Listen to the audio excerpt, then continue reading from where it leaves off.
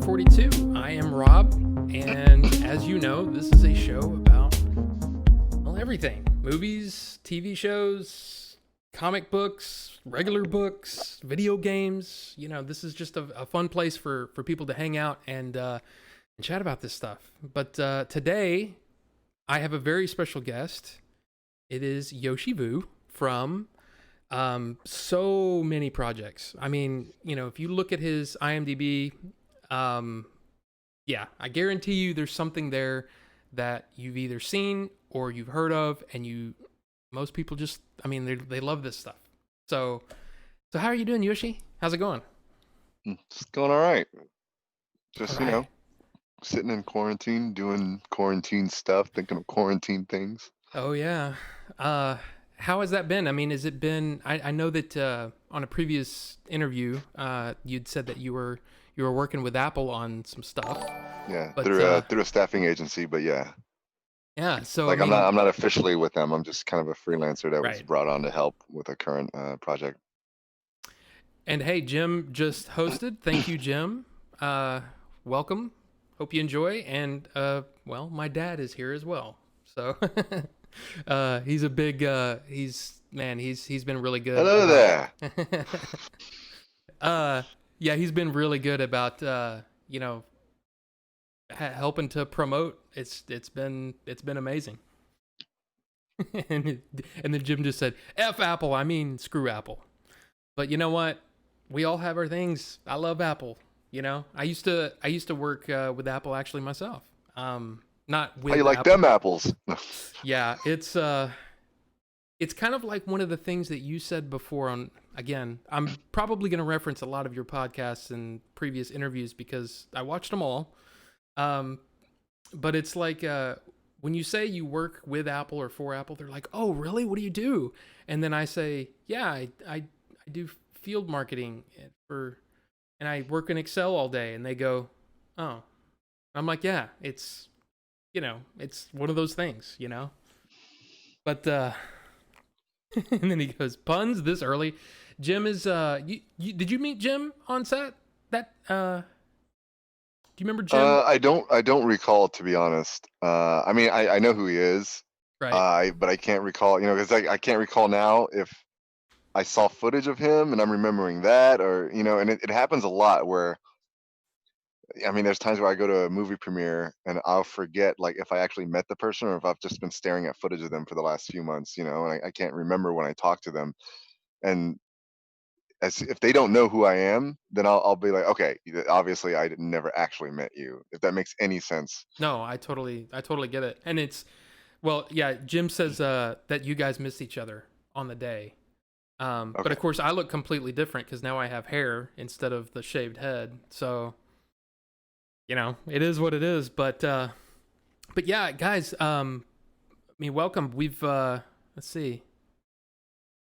Yeah, I mean, we've got a couple people in here. Let's just get off. Let's just get started. I mean, the first question, because okay, let me put it this way. A lot of interviews are, what is it about Star Wars that blah blah blah. Now, for me, it's like I like the how did you get here kind of story. What were the things that led you down this path? Because I mean, my path is crazy. So I like hearing other people's stories.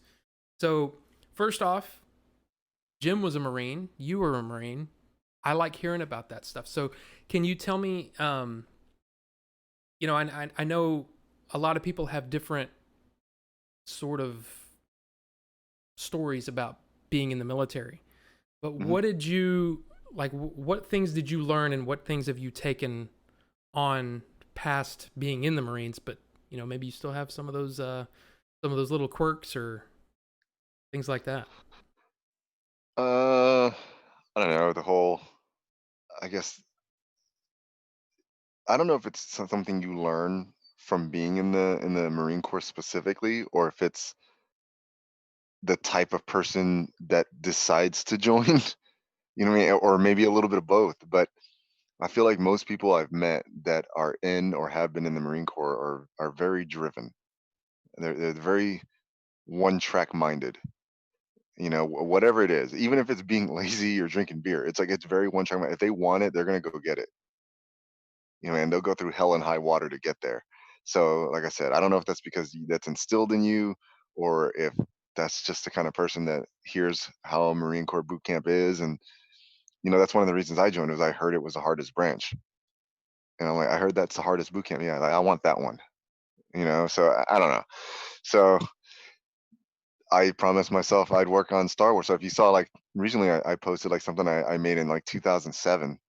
Hmm. It was a little R4 droid, and I'm like thinking to myself, like, yeah, it's been something I've wanted for a while, and it took you know 15 some odd years to get here, but I got here, and cool, I got here. You know, No, see, that's like now what?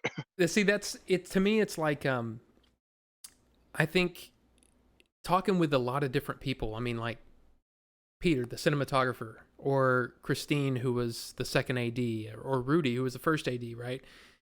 It's a mixture of like it's like luck, it's persistence, but it's a grind.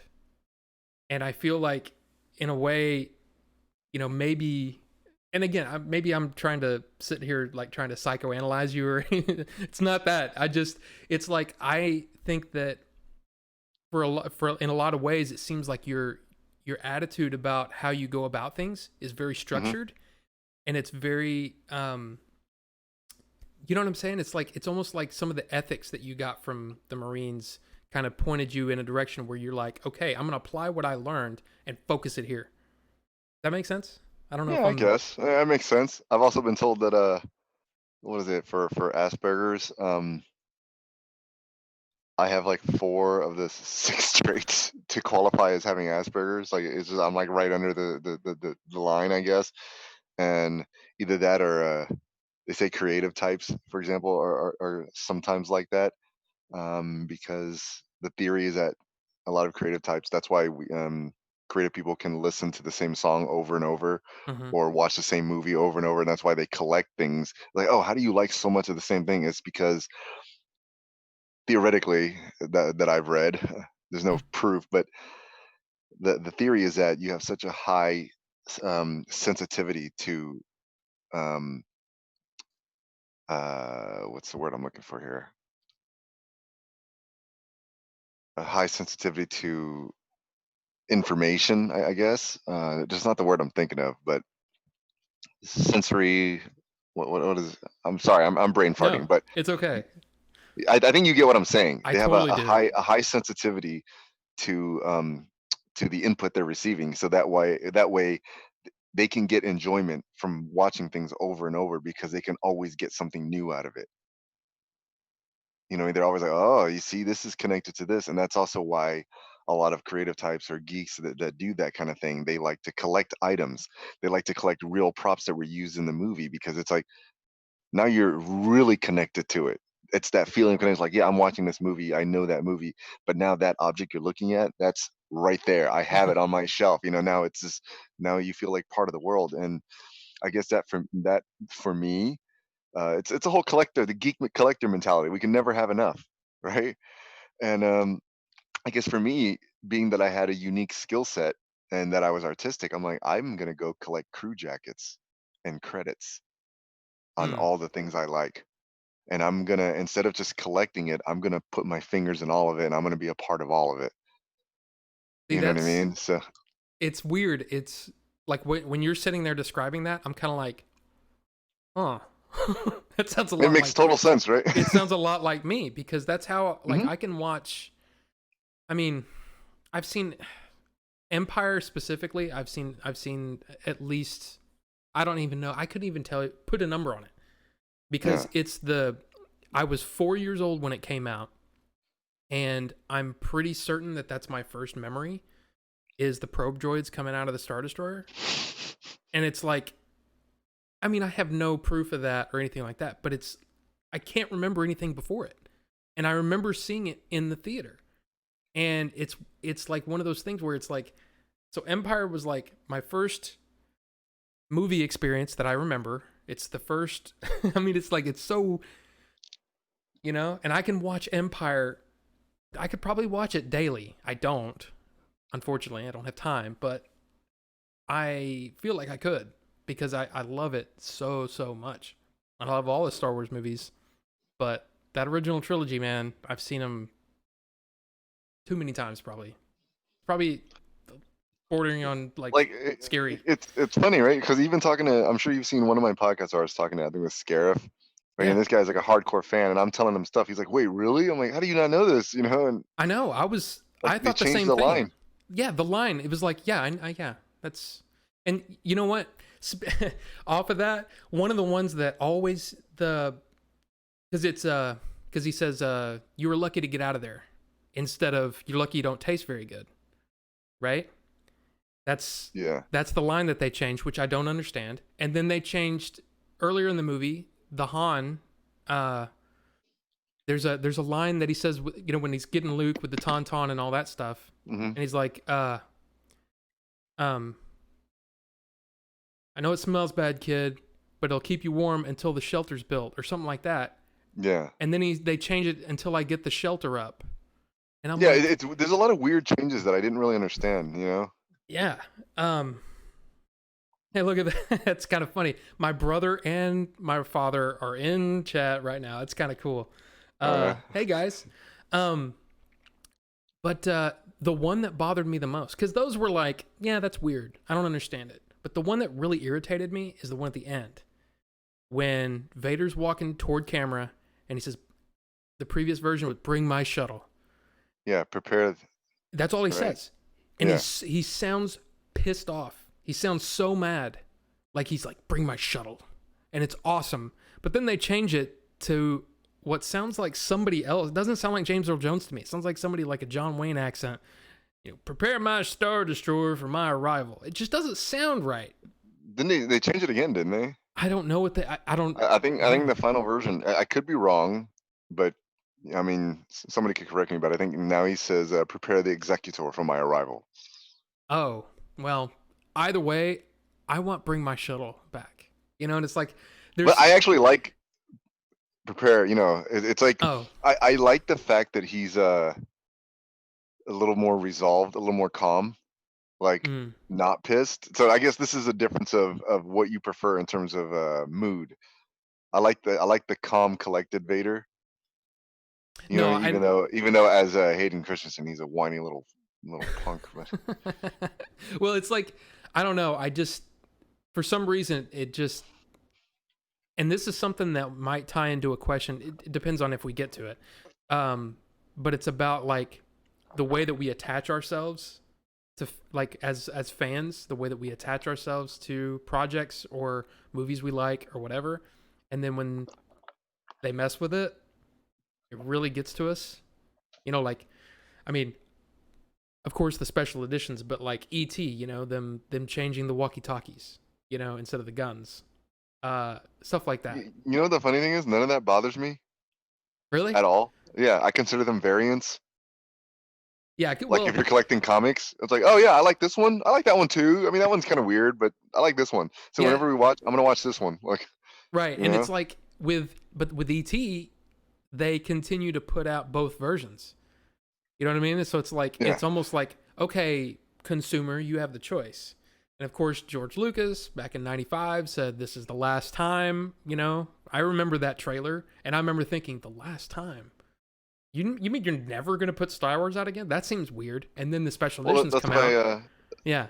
the Costco versions were so sought Right. after. Right. They had the original, or as close as you could get anyway at the Right. time to the original versions. Are You those the know, ones with the? Because I think it's like non-anamorphic, so it's I I don't know. don't remember because I don't even own those versions anymore. I have it. I have it in Yeah, there. I don't own. I have the Skywalker Saga now. Of Hmm. course, I got the latest box set, and I think I have some of the the older DVDs. But I just space wise, I'm like I can't. I just gotta get. I can't have like 6 copies of the same trilogy. It just doesn't make sense. So Yeah, I limit it to one, so one per format. So I've got one of the VHS widescreen set. I've got one of the which was really hard to find back in the day. Like I mean, pan and scan. Remember that whole thing? There was pan and scan and letterbox. You couldn't buy most movies in letterbox, but this was the original THX 95 widescreen. I have that. Then I have the DVD set Hmm. with the originals, which is in non-anamorphic, which is irritating. Then I have the Yeah, the 6 Blu-ray. Now I still haven't gotten the full Skywalker saga because because I they have, changed them again in that, right? yeah, There's more M- changes. Yeah. McClunky. Yeah. Man, I don't know. Whatever. Why? But why do they keep? I just don't get that. I don't. Now, okay, let's shift gears a little bit because I feel like I could just talk hours upon hours about Star Wars, but it's not the only thing that you've done, and it's not the only thing that, the only piece in your puzzle, right? Hmm. So the MMA piece. So Yeah. how did you like? When did you get involved with that? And then, how? Because I know that I think you'd said that there was some amateur stuff that you had done at one point, but Hmm. I'm kind of curious about your MMA path. So growing up, I was a little kid. I took, karate class and then Shaolin Kung Fu, and I was a big proponent of it. I love Bruce Lee movies, all that good stuff. So growing up, I did take classes, and I fully believed in it, 100%. It wasn't until I went in one day, and this was I joined the military. I was fresh out of boot camp, 18, 19 years old, whatever. I think I joined later too. I think I was probably like maybe 20, but whatever. I was young, and I had a little bit of experience with some minor boxing, but it was mostly like sh- kung fu and karate. Loved Karate Kid too. Who didn't, right? Right. So me coming out of boot camp, learning a little bit of they call it McMap, which is the Marine Corps martial arts, and they teach a little bit of the submission. And I'm like, oh, okay. So now in my head, well, I know submissions now. And like, so I go into this MMA school, and a 14-year-old kid just rolls me up like a pretzel. He's like a buck 30, 130 pounds, and I'm 185. I'm in shape, and this kid just messes me up. Blew my mind. I refuse to accept it. It was almost like when you're watching the old Gracie challenge videos with like, what? Screw that. Let's do it again. Let's do it again. I can't accept this. So rolls me up again, arm bars me. I'm like, what is going on? Like, so of course the instructor is like, so what do you think? I'm like, I'm in, sold. You got me. And that's why I talk to some people now. Like, I don't want to call them out, but there's other podcasters out there, YouTubers that in the retro game community I talk about, and they'll say like, oh, I can beat up such and such pro fighter because I got 40 pounds on him, or I can beat up such and such fighter because she's a female. And I'm like, well, I guarantee you every single fighter in there is better trained than Hoist Gracie was at UFC 1 through 4. And I guarantee you every single one of Hoist Gracie's opponents is better trained than you are. Yet somehow you feel like you're going to win in this case. Like, no, it's whatever, but you're not going to, Yeah. and even the people I've talked to several people that have this opinion, and I don't fault them because I understand it. I'm like, until you get in there and experience it for yourself, nothing I say is going to change your mind. That's just the reality of it. And I get that. Until I went in and had a 130-pound 14-year-old kid mess my day up, just opened my eyes, like, oh, yeah, there's something to this. So my coach at the time, that guy was a Nam fan who went on to fight in, I think, season 11 of The Ultimate Fighter. Yes. Yeah, so that was my coach. Wow, that's cool. Yeah, he wasn't in the UFC at the time when I trained with him, but he fought in a King of the Cage at the time in Gladiator Challenge, and so I was still training with him while he left, and we didn't know what was going on. All the students were like, "Where'd he go?" And then they had other people teaching at his gym for a while. They're like, "Well, he went to Brazil to train, and he comes back." He's like, "Yeah, it was fun." So all of a sudden, we find out like after he gets back, he didn't tell anyone. There's ads on TV for the new season of Ultimate Fighter, and he's announced, and we're like, training in Brazil, huh? Okay. And so he knew the outcome, obviously. So we just watch, and he's like, yeah, every day in class, he's like, oh, new episode tonight, guys. Make sure you watch and support me. We're like, support you? It's already happened. Like, you're here. Right. Like, where Right. are you?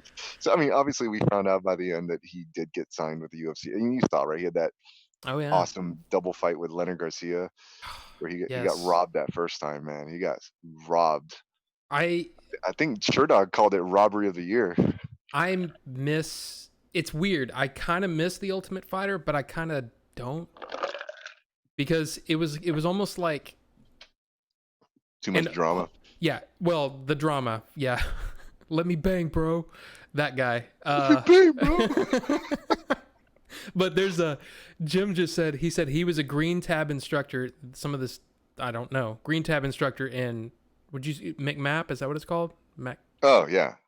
And he said I wouldn't mess with anyone in the Gracie Train camp, even in my prime. It's next level shit, is what he Okay, said. so to Mr. Green Tab instructor there, this is the greatest story. So after I got my blue belt in Brazilian Jiu Jitsu, right? Because I learned that my McMap did not help me.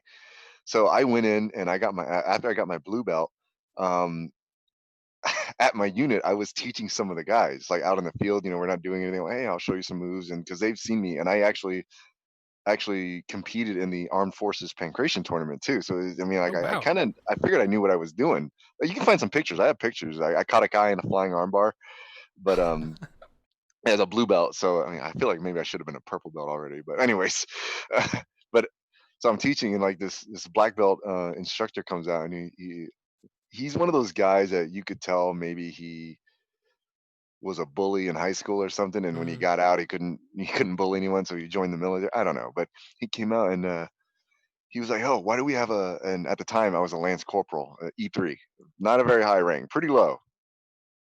Yeah, uh, pretty low. But he's, "Oh, why do we have a lance corporal teaching McMap over here?" And they're like, "Oh, he's not teaching McMap." He's like, "Oh, you don't have a corpsman here." He was giving me all kinds of shit for doing it, and he goes, "You think you could pull that shit on me?" And then all of a sudden, everyone goes, "Oh," and he's a sergeant. And at the time, I didn't know what to do. I'm like, I'm a lance corporal, I'm like, "No, sergeant." And he goes, "Good.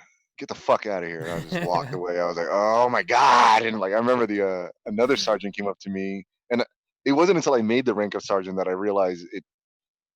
I probably could have done something. He kind of called me out, and people would have backed me up. But the other sergeant, who was my friend, walked up. He's like, "Dude, you should have just taken him down and broke his arm." I'm like, "No, no, man, come on. Like, I'm not trying to look for trouble here."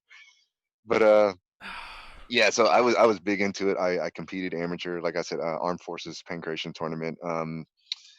Never went further than that. I had a CV joint separation, shoulder, and it was one of those things where I'm like, okay, let it heal. But once it did, I just never really got back into it the same way again, because by the time I was all like 100% again, my career in visual effects was taken off pretty well, and I had to make a choice. Like, if I wanted to continue pursuing fighting, you have to train. Like, Oh yeah. you don't have time, and visual effects is a very, very time heavy industry. Like, I'm working 12-hour days sometimes, so it just got to the point where I would show up to jujitsu class or boxing class here and there, and it got less and less, just whatever time I could show up to. And then it came to the point where, because of visual effects, I would travel a lot.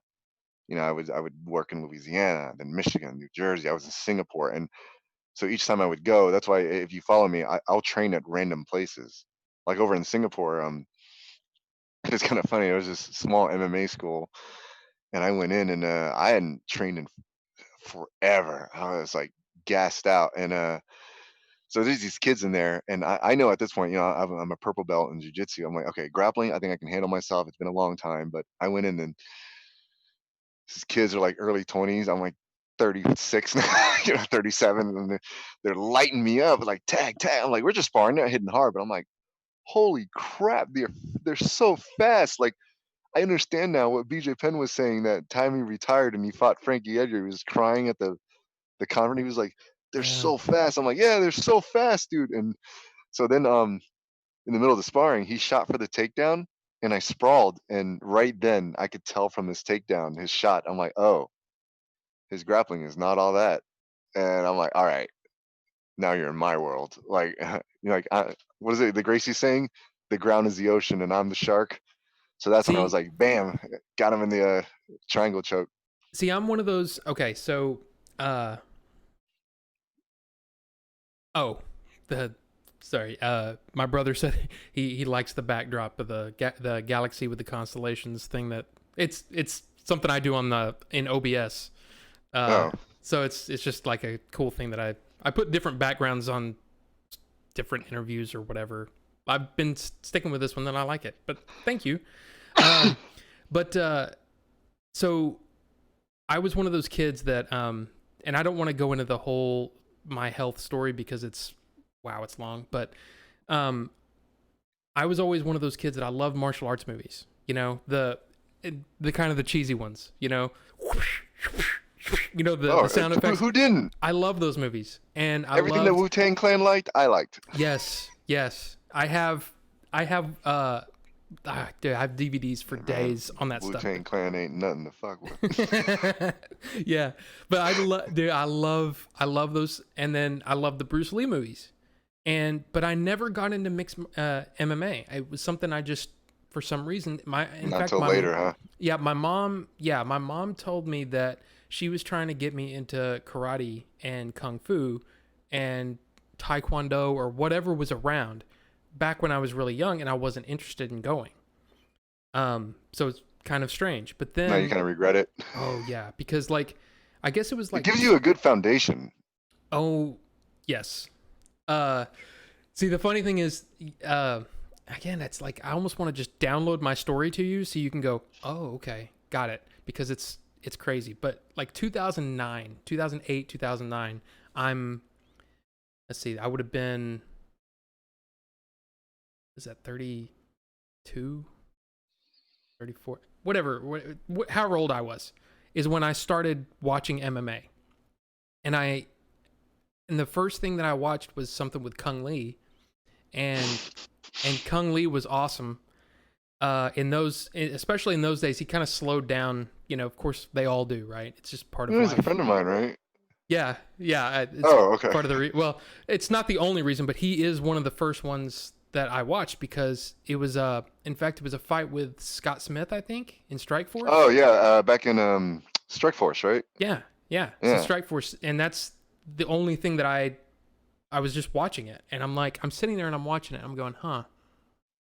This is he was really, like the first MMA fighter that looked like a Mortal Kombat character fighting. Yes. And I was sitting there going, man, this guy's awesome. This is really fun to watch. And then I started watching other fighters.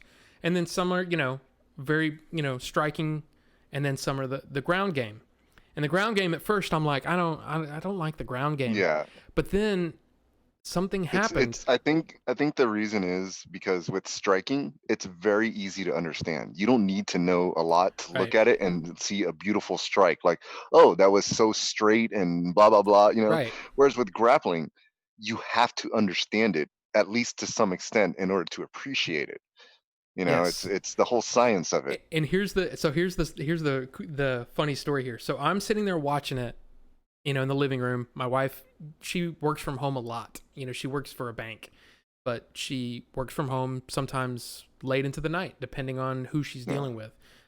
She actually spent, I think she spent 3 months in Singapore.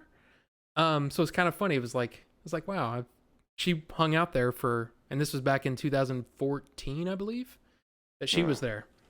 Anyway, I'm sitting there watching it, and she goes, what are you watching? And I'm like, I'm watching MMA. She goes, what are they doing? And I'm like, I don't know, but there's something to it. I'm trying to understand it, and I don't get it. And over the years, I've learned a lot, but the weird thing is it planted some kind of weird seed in my brain that was like, I need to do this. I've got to do this. And I was 250 pounds. So I was a pretty big guy. And in October of 2013, took me a while to get there. October 2013, I buy the UFC Fit, because what happened was I was watching the game. No, it's a workout regiment thing, and it's all plyometrics and things like that. There was a UFC Fit like Connect game, I think, or something like that, or UFC Trainer or something like that. Yeah. I had that too, and it wasn't that good. But this was serious plyometrics, whatever. And the reason I watched it that I wanted to try it is because the MMA Hour with Ariel Helwani and New York Rick. Helwani. Yes, yeah. So I was watching that, and New York Rick, the guy on the show, he tried it out, and he said, "I'm just going to try it and see what happens." And he got ripped, in like very, very short time. And I'm like, I'm going to try this. Did he ever end up fighting? I kind of stopped watching that show, to be honest. What'd you say? New York Rick. Did No, he ever he's end up fighting? I think he was training and trying to or no, something, he right? just he yeah, I think he did. Well, honestly, I don't watch it much anymore either. Every now and Yeah, then I'll watch one if there's like somebody I really want to hear from, but I don't watch the show I much don't anymore. even follow. It's kind of sad. I don't even follow MMA that closely anymore. I feel like I don't Mm, like the direction the UFC headed.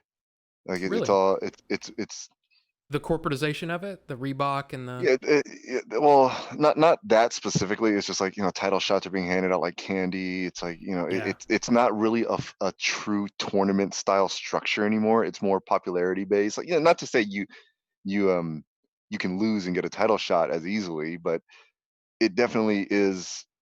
Your popularity has a lot to do with it, right. to how you move up, and that's what I don't agree with.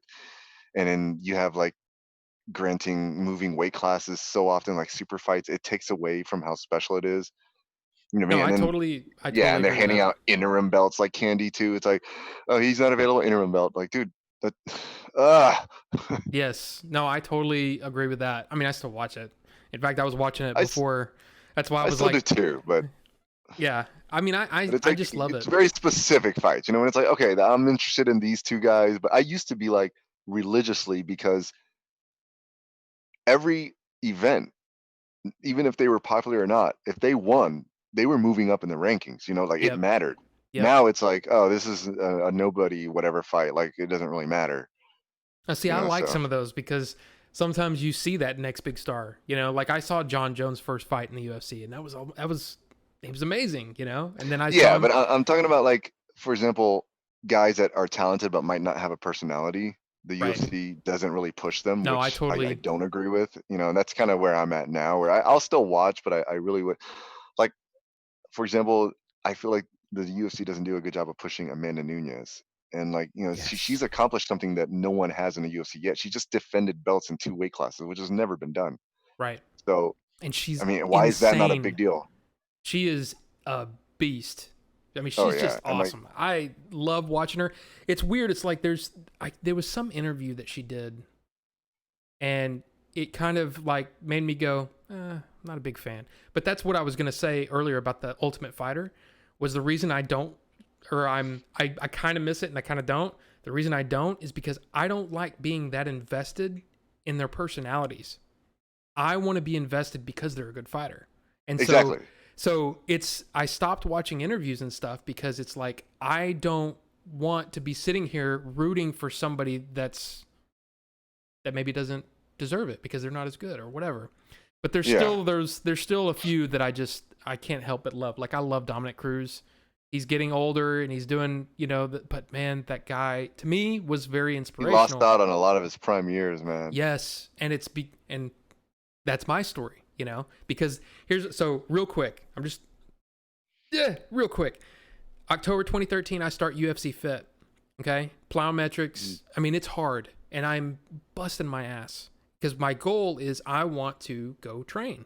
Actually go train I want to learn jujitsu. I want to learn taekwondo. I want to learn striking. I went and visited back in the day when Johnny Hendricks was a big deal. I went to his because Big rig. yeah, his camp was right next to my in-laws' house. That dude So let I me went in down. there. I met Calvin Gastelum. I met his coach, and I was just like, "This is what I want to do." And it was surreal for me because I was just like, "Holy crap, it's Calvin Gastelum!" I just watched him fight like 2 weeks ago or whatever it was. Anyway, so I lose 65 pounds in 5 months. I'm in the best shape of my life. I'm doing things. I'm doing handstands. I'm kicking above because my goal was at that point, I'm doing all this training and I'm doing all this fighting or not fighting, but I'm learning things. I'm reading Bruce Lee. I'm watching his movies and I'm doing some, because one of the things that it's like, I'm not afraid of a guy that knows 1,000 kicks. I'm afraid of the guy that The can guy do that one kick practiced a a kick thousand. 1,000 times. Yeah. That's what I was doing. And I was pushing my body to the breaking point. The problem is I have Crohn's, I have diverticulitis, and I got very sick and almost died. Went to the hospital, multiple surgeries, 7 surgeries. They took up my 90% of my large intestine. I can't do that stuff anymore. So, of course, in that recovery, it took 3 years. of recovery. Had to learn to walk again. Couldn't eat. I had the IV with the all that stuff. So I found my inspiration in MMA and movies. So movies like Dark Knight Rises I or think you can still do jujitsu, man. oh, I know, but it's the core strength is my problem because I've got like I this get big. it, but if one of the students at the school I was training at was 86 and he was doing it, Yeah, I know I can get back into it, but I still because have you got to some remember, there's issues. jujitsu is very different. You got to find a school. I mean, usually they'll work with you because jujitsu is a very, very versatile art.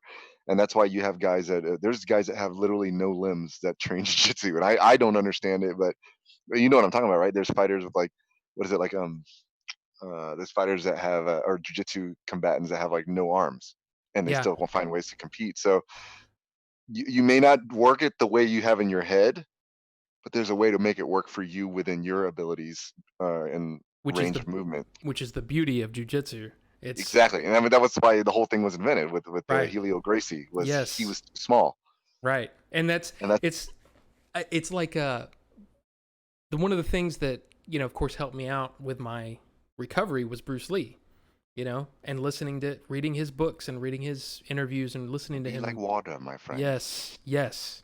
You I'm put water telling in the you, teacup, it becomes the teacup. I love it, man. It's that 30 for 30 that just came out. I don't know if you've seen it on ESPN. I Yeah, liked it. I mean, it was a little fluffy, but I still liked it, and it was still, for the layperson, it was I'm definitely already good. like, I've already lost interest in like Bruce Lee documentaries, just because it's funny, I was just talking to Pat about it too. He was looking forward to it too. He's a big Bruce Lee fan, but I was kind of over it because I feel like there's nothing new. Like Right, everything that can be said has been said. right. You know what I mean? It's like, yes, I'm a big fan, but also I feel like a lot of people, and I guarantee you, I don't know if you're one, maybe not, but there's a lot of people that have this weird mysticism about him. Like they believe he was like this invincible, amazing martial No, artist that nobody could beat. And because I was talking to a friend about it, and this was years ago when I was training, after I got my blue belt, and I had my first amateur match. They were telling my friend asked me, like, "You think you could beat Bruce Lee?" I'm like, "If you took him out of his prime, like a week before he died, and put me in front of him, and he has no further training except the last training he had in 1970, whatever, I would put all my money on me to immediately demolish him." And he goes, "You're freaking crazy. He's so fast." He's like, "What would you possibly do?" I'm like, "Honestly, I'd shoot for a takedown right away, just like Hoist did. Just shoot for the takedown, because chances are I'd be willing to bet 10 to 1 he has no idea what to do on the ground. Or if he does, it's very, very limited compared to modern jujitsu training techniques. right. Because the only person grappling back then was a Gene LaBelle, really, doing judo. And Bruce Lee does show kind of a semi arm bar here and there, Hmm. but I was like, "Yeah, I would just take him down and choke him out." And he goes, "Yeah, yeah, he would crush your skull with one punch." And I'm like, "Look, I have a lot of respect for him as a martial artist. He was, for all intents and purposes, the first mixed martial artist. He Right. incorporated, boxing stance into his, that's where he got his bounce. And he tried to. And there's pictures. You can see a black and white picture of him doing an armbar. Like he was learning. He was slowly learning judo and jujitsu. So I think given enough time, he would have adapted and learned very well. But if we're talking about straight up like pluck him out with a time machine, no, I don't think so. I think kind of like I think if you would have plucked up George St. Pierre in his prime and dropped him off at UFC 1, he would have demolished everyone. Like it's Yes. just, Right. you know what I mean? It's almost like it's almost an exponential, which is why I still pay attention a lot, is because I like to see those advancements. Yeah. And then you see something like, um like Anderson Silva when he did that front kick, all of a sudden everybody's doing front kicks and everybody's trying to nail it and you're like, "Yeah, you're not quite there." And then Lyoto comes in and does it and you go, "That's how it's done." You know what I mean? That's I trained at Black House I saw the after that. picture. It I was, oh saw my it. god, because it's invite only, or it was back in the day. It was invite only, and it's like, "Hey, do you want to go train?" "What do you mean? Do I want? Of course, I want to go train there." It's like, "Why? I Yes. don't even care about the training. I just want a picture with Lyoto, dude. Come on, what's up?" Dude, I Anderson was not there, unfortunately, but but wow. I see I love that he's stuff. he's a he's a big dude. Like he doesn't look like it on TV, right? But I mean, you've been in front of me. You've Yeah. seen me face to face, and you see how I look next to him. Yeah. And that gives you an idea of how big these guys are. And people are like, "Oh, they don't look that big." I'm like, "Trust me, they're freaking huge." Yeah, Like, there's well, I can tell you that there would be no way that I could beat Bruce Lee, but my goal was I wanted to get to a point. It's almost it's like it's one of the things kind of that he says that Bruce Lee said, but it's something that Mike Dolce said that kind of stuck in my brain. It was get better every day. So yeah, even if like if you can kick here, you can kick here this day, kick here the next day. And then, you know what I mean? He said, you don't yeah, have to get here immediately. Just get better every day and just do it better every single day. And I was yeah. like, It's like the old saying, right? A journey of 1,000 steps begins with just one step. there you go. Just But put one it's, foot in front of the other. yeah. And but it stuck in my brain and it helped me recover because that's how I recovered. It was, Yeah. it was a hard recovery. I'm telling you, 3 years of mental gymnastics, man. It was crazy, but Yeah. Did you ever see that video of Dominic Cruz fighting the ninja in his no, gym? no, Okay, it's before he became, the Dominic Cruz we know now. right. He was still like a young kid, amateur fighter. I think he maybe had maybe two pro fights at the time. But this dude comes into the gym is like was it like a ninth Dan black belt in ninjutsu, and he's like doing ninjutsu stuff, and he comes in and he wants to spar, he wants to fight because, but props to him, he wanted to test himself. So he goes in, and of course, what does Dominic do? Dominic takes him down. And the guy looked like he was in shape. He was ripped, and it looked like he took his training seriously. And whatever techniques he learned, he actually applied it very well. It's just unfortunately, it's not that ninjutsu doesn't work. It's that combat sports, as you know, has evolved since then. Yes. Like, and that's what I try to tell people when they say, "Oh, well, you think you could beat Bruce Lee?" I'm like, look, take a modern NFL player and throw him in the NFL like 50 years ago. See how he'll just run through everybody. We have better techniques now, better training, better gear, blah blah blah. But anyways, see, I lost my train of thought when I brought up the That's football. Where was I going it's with a that? I'm enjoying it because it's like I love the again it's the philosophies, it's the mixed with the you know well it's a grind, right? It's the grind Yeah, of your body and making your body get to a point. It's that conditioning that which is weird. It's like again I was always kind of a chubby dude. That's who I yeah. always was. And I'm like, if I had found this when I was 11 or 10 or 6, what could I have been now? And it's like, Woulda, coulda, shoulda, right? it's weird. It's like, I don't know. But But what can I you love do it so now that much. you have found it now? That's the Well, question, right? again, there's limitations. I have my days when I'm like, the I Crohn's, get it. dude. The Crohn's kicks my butt I some get it. days. I mean, But obviously not to the same extent as you. What I mean? I wouldn't even think it's even in the same boat. But me, I was a premature kid. I was born at like 7 months, and I had immune system issues. I had lung issues. So nothing crazy. Just like, hey, he's a little weaker. That kind of thing. He's like the runt of the litter. And so like I told my mom when I was young I wanted to join the military. She's like, "No, you're not healthy enough. You get sick like 3 times a year." And I still get sick like 3 times a year, 4 times a year, very easily. But I told her, like, no, I started weight training. I started keeping myself fit. I'm like, I'm gonna do it, and I ended up doing it. I passed the physical exam. I joined the military, and it turned out it wasn't that hard of a physical exam anyway.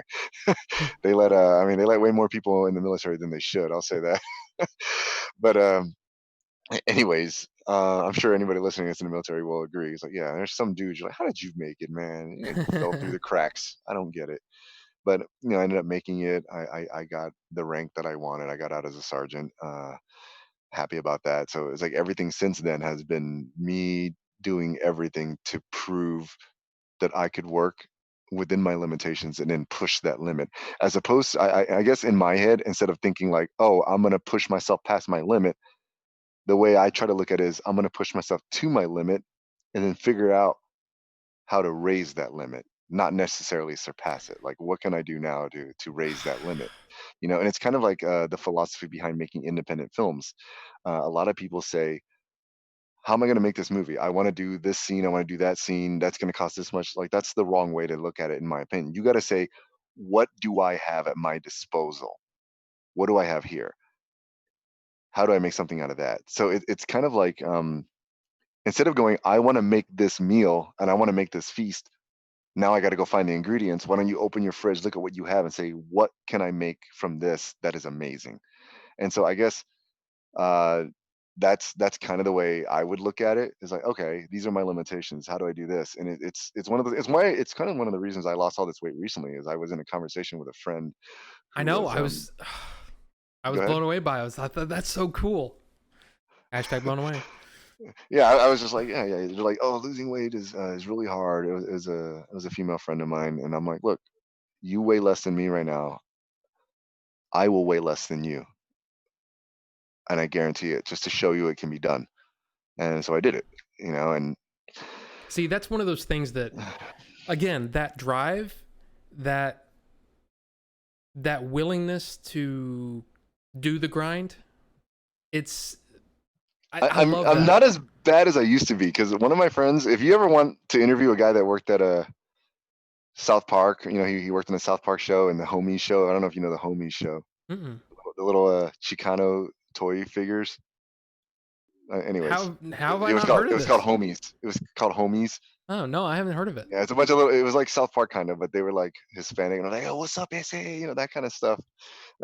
Comedy. Anyways, so if you want to talk to that guy, I'll get him on the show for you. But he'll tell you I used to be way worse at that whole drive thing. He would say I was ridiculously competitive with just about everyone, because I remember he was showing me Pac-Man Championship Edition, and I never played the game, and he had the high score or something, like it's like a pretty high score, and I'm like, oh. And I started playing. I think I'm getting it. He's like, "You'll never beat my score, though," and I hated hearing that. It was like Marty McFly when he goes, "What are you, chicken?" Yep. It was like it strikes a nerve when people tell me I Yes. can't do something. And he goes, "You'll never beat my score." I'm like, "What?" And you're okay with vulgarity on your show, right? I mean, Yeah. okay, but so because I want to quote myself, and this is me in my 20s, like early 20s. I'm like, I guarantee I'll beat the score. He's like, "Oh, you won't, man. Just I've been playing for a long time." And I'm like, I guarantee you I'll beat it by this weekend. He goes, "No, you won't. It'll never happen." And I got more and more mad. And I'm like, I don't know why I'm raising the stakes. Like, what do I have to do with it? But I started telling him, like, you know what? If I don't beat your score by this weekend, I will suck your dick. That's how confident I am that I will beat your score. And he's like, okay, dude, whatever. So I think I stayed up for like 2 days straight, and I did end up beating his score by like 4 points. And we're talking about out of like a million something, I beat it by like 4 points. And like I remember I sent him a picture. I was like, bam, done, just to show you. And he's like, cool. And at that point, it was like I had that growing up moment, like I achieved nothing. That was like, congratulations.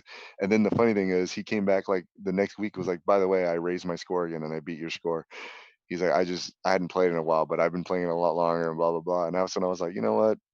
It's okay to be competitive and have that drive, but you gotta be rational about it. Well, it's You can't drive across the country and choke people out anymore. it's weird. It's like, to me, that drive and that willingness, or that I'm not going to take no for an answer, right? And Yeah. it's something else that you said, again, another interview you said, that, you know, you shouldn't ever give up, because maybe you're just not good enough right then. And maybe all you have to do is get better to, and I'm like, yes, I love Yeah. that, because it's like, to me, that's what it was for me in my recovery, because they told me, you're probably not going to be able to go to work again. I beat that. You're probably not going to be able to walk again, or be out of bed. Beat that.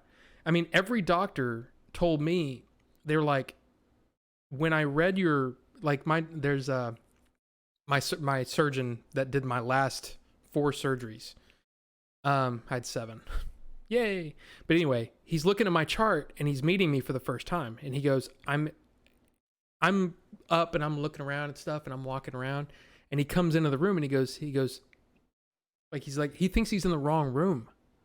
He goes, I read your chart. I was expecting to see somebody that was on death's doorstep, and yet you're up walking around. And I'm like, yeah, I didn't see it as any other. There wasn't another option.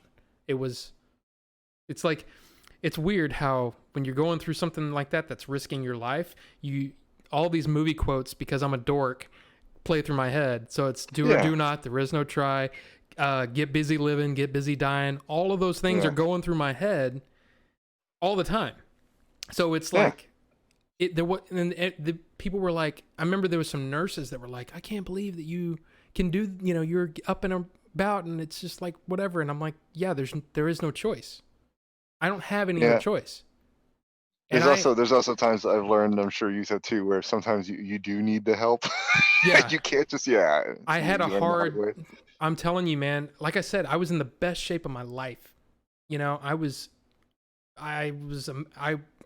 my mind, I was amazing, right? And then, and then you Brock Lesnar'd. And then, yes, exactly. But hey, mine but was much back. Worse. But mine was, dude, 7 surgeries.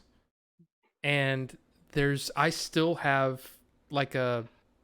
It's okay. So you have a few more steps on your staircase than him. You're good. I mean, I'm still willing to try it, but it's just you were just working on a movie, right? Exactly. Right. And that's like, man, that's why that movie, we'll get to Game Chasers movie like proper here in a couple of minutes, but that's part of the reason why I was so excited to do it. Number one, Billy, I've known Billy since 94, known Jay since 97. So I've known him a long time, but it was the theme of the story that really grabbed me. And it was just I'm sure you can appreciate it too, because a lot of people interview and they ask, and I'm sure you see this all the time with different people that work in entertainment. They're like, oh, so what is the difference? Like, what is it that why are these people successful, or how come these people have made this or that and these other people haven't? I'm like, well, the only difference is they did it. He's like, what do you mean? You can't just do it. Like, what's stopping you? Literally, if you want to make a movie, go out there, grab a camera, make a movie. Like, do it. Like, oh, you don't have the money, raise the money. You don't have the money and you can't raise the money, work with what you have. Like, it literally, there's nothing stopping you. And there's people like I'm sure you meet people all the time, like, oh man, I always wanted to start my own podcast. Well, you have a phone, right? Yeah, do it. That records audio, records video. Like, what is stopping you? And you can do it. Yeah, just go do it. Yeah, but it's weird. It's like those stories that I always, before I really got sick, they were all like, "Oh, that's a good story. I really like that. That's inspirational." Yeah. Oh, I really, yeah. Oh, yeah. I really like that. And then when you're in the situation, you're like, "Oh, it is inspirational." Dude, I'm telling you, the one that, in fact, oh, hey, David Rivas is here. He's he was here the other night, and I hope he didn't take offense to what I said, but I was just playing around. But David Rivas is here, so thank you. Hey, how's it going? But it was with Jim. We were talking about my whole sickness thing, and Dark Knight Rises. When he comes out of the pit, you know what I mean? He's in prison and he gets out. Watch that movie however many times before, no big thing. But after my surgery, it was life-changing. Seriously, I'm sitting there and the music wells up, which I love that theme. And I'm sitting there watching it and I'm sitting there sobbing. That's how I mean, oh my God. And there's so many movies like that. And I know that people don't like The Last Jedi, but The Last Jedi was that for me too. Watching Luke's story and him pick himself back up basically and do what he did. It was awesome for me. It was inspirational. You've seen Rudy, right? Yes. Yeah. So it's like I felt like that when I got my my Lucasfilm acceptance letter. They go, "Hey, we'd like to congratulate you. We'd like to bring you on board." It was like, thank God. Like, this is the last fucking movie. This is the last Skywalker movie. If I don't make it in here, that's it. Like, yeah, I love that the stories that, I mean, again, guys, if you haven't been, I highly suggest, if you enjoyed this one, definitely go back and watch those other podcasts, those other interviews with you. I love them, dude. I seriously love them. Because to me, it's like, it's weird. It's like, because I mean, like some of even the Scarif ones, they're very Star Wars focused. And of course I love that because I'm a Star Wars dork myself. Yeah. But I don't know, man. It's like I knew Yoshi would, like, Billy was saying, "Oh yeah, Yoshi's cool. Yeah, he'll come on the show. No big deal." But I'm like, yeah, but I don't know him and I don't whatever. But it's like I feel like there's a kindred philosophies, that we share a lot of that. Yeah. Like you said, when you said that you felt like the runt and you said, "No, I'm not taking no for an answer." I find that, like, I love that. And to me, that's those stories that I think, you know, whether you mean to be or not, it's inspirational, and it's inspirational to a lot of people out there. I love that stuff. So I don't know. It's funny too because you talk about like people having that like laser focus, that unending drive, refusal to back Yes. down. And the movie I watched again recently that I interpreted differently now was Scarface. Like Hmm. that undeterminable drive was what got him where he was, Oh but yeah. it's also what buried him. He Right. didn't know when to turn it off, Yeah. and that's it gets to the point where like in my obviously my 20s getting fired from a job for like having that kind of attitude. Like I remember Just dial it back a I bit. I was working at a Metro PCS when they first came on the scene. It was like the new big thing Yeah. for everybody. And I remember I was in there and we work in commission. So based on the type of phone we sell, we would get more or less money. I worked So a for Sprint guy, for a while, so yeah. yeah. So it's funny. I worked for T-Mobile too before that, but and then Verizon. It's like everybody that worked in phones, you went to the Yep. because you already kind of understood how it worked. Oh yeah. Anyways, I was working for Metro PCS, and one of the other employees, he was much bigger than me too, but he went to the back to get the customer a phone or something. I don't know. I had no idea what was going on. And the customer walked over to me and she goes, "Oh, what's the difference between these two phones?" And I just explained. I literally didn't lie. I'm like, "Oh, this one has this feature, but this one doesn't, blah, blah, blah." And so he comes back out and she looks at him and says, "Oh, I don't want that phone anymore. I want this one." So I guess she changed her mind based on what I said. So we went to the back of the room and he goes, "Yoshi, can I talk to you?" I was like, "What's up?" And I go to the back and he goes, "I don't appreciate you fucking with my sale like that." And I don't know what about that, like, just hit a switch. Yep. But I'm like, but in my head, I'm like, why would you approach me like that? Like, why wouldn't you ask, like, "Hey, did she change your mind?" Or like, why can't you be cordial Right. and be a normal Right. human being? So, Maybe he right when thought he he could said push that, you around. I don't know, but I guess that's in my head. That's how I perceived it. Like Yep. I thought he thought he could push me around. And right when he said that, he's like, "Oh, why are you fucking with my sale like that, man? You're fucking with my commission now." And then I was like, "You think I'm trying to steal your commission?" He's like, "I don't know what the fuck you're trying to do, but you're trying to fucking do something." And he like steps up, kind of puffs his Oh chest yeah, out. dude. Okay. So I Mm. so I looked up at him and I just pointed in his face. I'm like, "How about I just fuck you up right now then?" And then all of a sudden, like, I remember the manager was right there and the manager splits us apart and he goes back up and I ended up getting called in the office. I ended up getting fired and everything. And I was so pissed off. I mean, I didn't, at the end of the day, I didn't care. It was Metro PCS, whoop de doo, but Right. I was so pissed off. And I found out from my other friends that were still there that, and I felt so much better. And this is one of those events that changed my perspective on how I Mm. deal with things. Is he told our mutual friend after, he's like, "Dude, I was so scared." And he's like, "What? Really?" He goes, "Yeah." He's like, "Yoshi, he was in the Marine Corps and he was like on their MMA team. Like, dude, it's fucking scary." And just hearing that, I was like, "All right, I'm good. I don't need to hear anything else. I don't need to confront him. I'm done." You know what I mean? And Yep.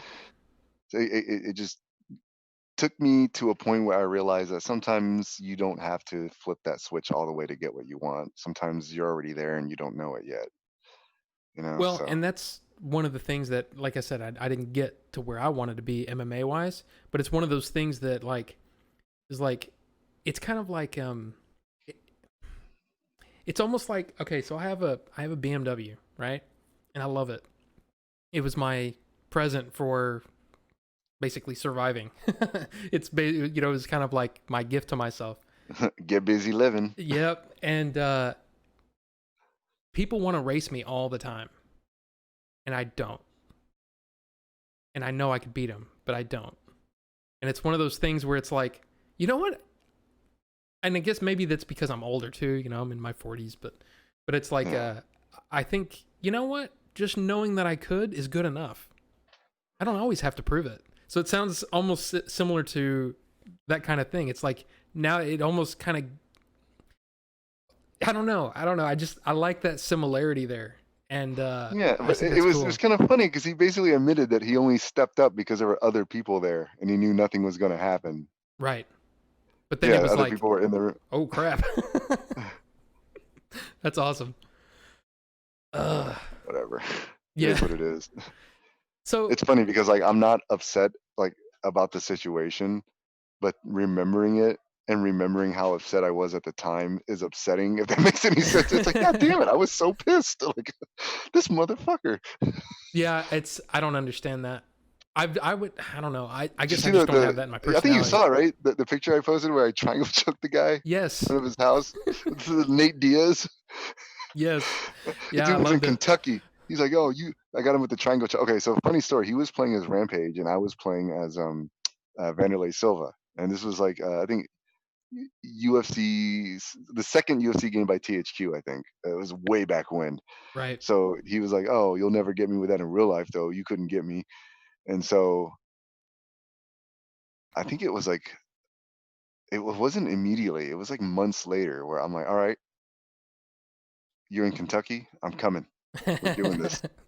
And he's I like, for love it. real? I'm like, yeah. You Uh, want to talk? You want to talk shit? Get hit. Let's do it. I have 100% confidence in myself. And there's a video. I was gonna post a video, but I didn't because you could see his face in it. And then I'm like, this is years ago. I'm not trying to embarrass anybody. So I just posted a couple screenshot clips. But we actually ended up going out and getting like beer after was and he having wings. was he trained at all? Yeah, he knew a little what he was doing. Like he Oh, could okay. defend himself. But I think it's one of those where um, having like 6 months of training as a white belt, you're better than 90% of the people you'll meet in the street. You'll be surprised what six Yeah. months jujitsu will do in terms of how much you can control other people. So I think his experience primarily has been with people that maybe dabbled in it and had fun, or maybe he like trained himself and all his friends, he can control them easily.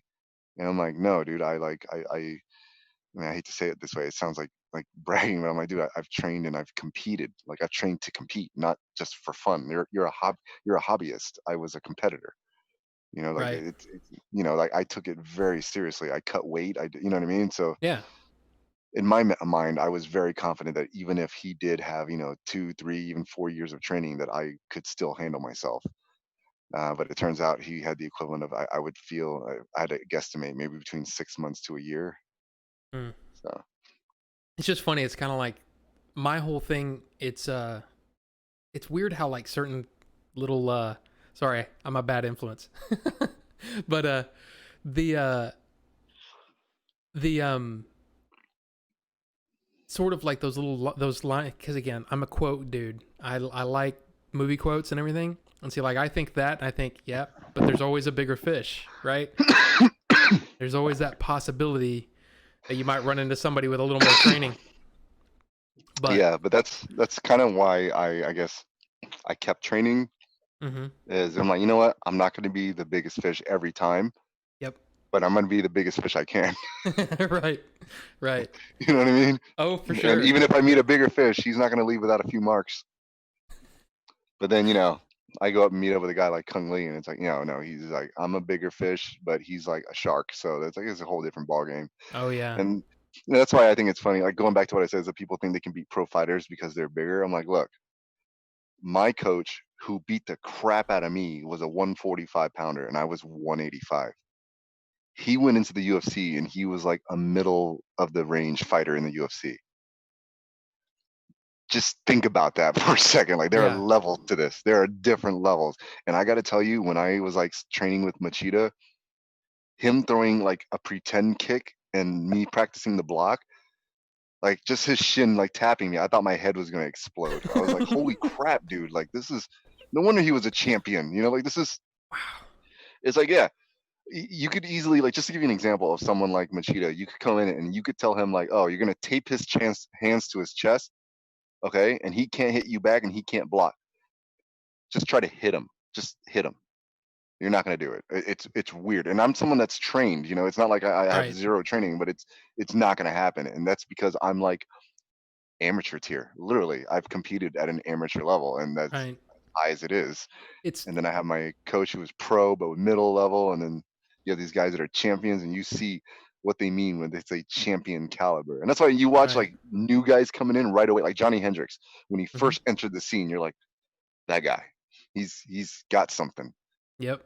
you know? Yep. I remember those like when he the one that I always remember of him is when he knocked Martin Kampman across the the whole octagon. It was like oh my God, that, oh my, and then I went and, in fact, And then it's he did it again.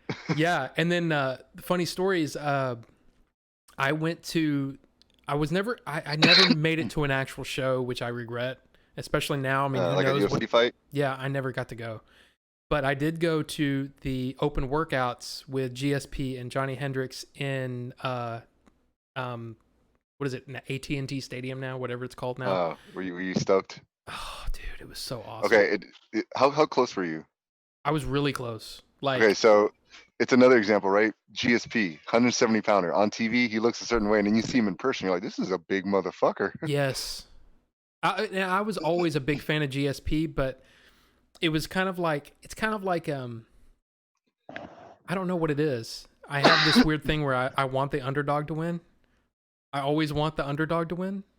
Yeah. In a weird way. And it's like, so I was kind of hoping to see what would happen between, with Johnny. And I was like, man, Johnny's got a chance. But it happened exactly the way I could only hope for as a fan of GSP and the underdog, if that makes any sense. Yes.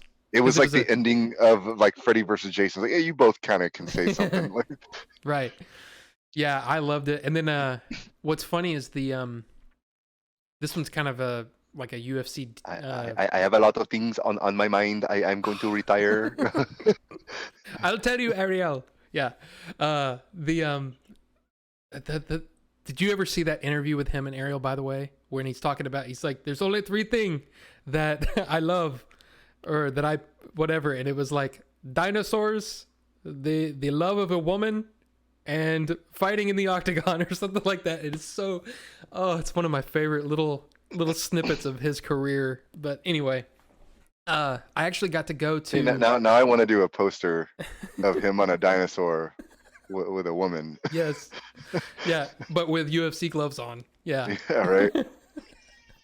But I got to see the weigh-ins to. It was Lawler versus Hendricks. It was a little later. It was in March 2014. That was a great fight. Yeah. And I went to the weigh-ins, got to see all these crazy big fighters, what's funny is the UFC actually took a picture of Nick Diaz kind of right in front of the crowd. I'm in the picture. And it was like, that's cool.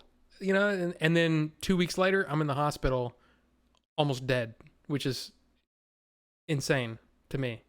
But anyway, okay, so I've had you on for an hour and 15 minutes. We haven't even talked about we talked nothing but like MMA and stuff. But I do want to get to some of your accomplishments. Again, your IMDb is insane. And like you said, it's almost the fact that you, as a collector yourself, you can see in the background, you're definitely a collector, and you wanted to collect crew jackets. I don't think I'd heard you say that before. That was awesome. I think that's amazing. So, but before we get to ILM, because that's, again, probably the big thing that a lot of people have seen, what's your favorite thing that you did before that?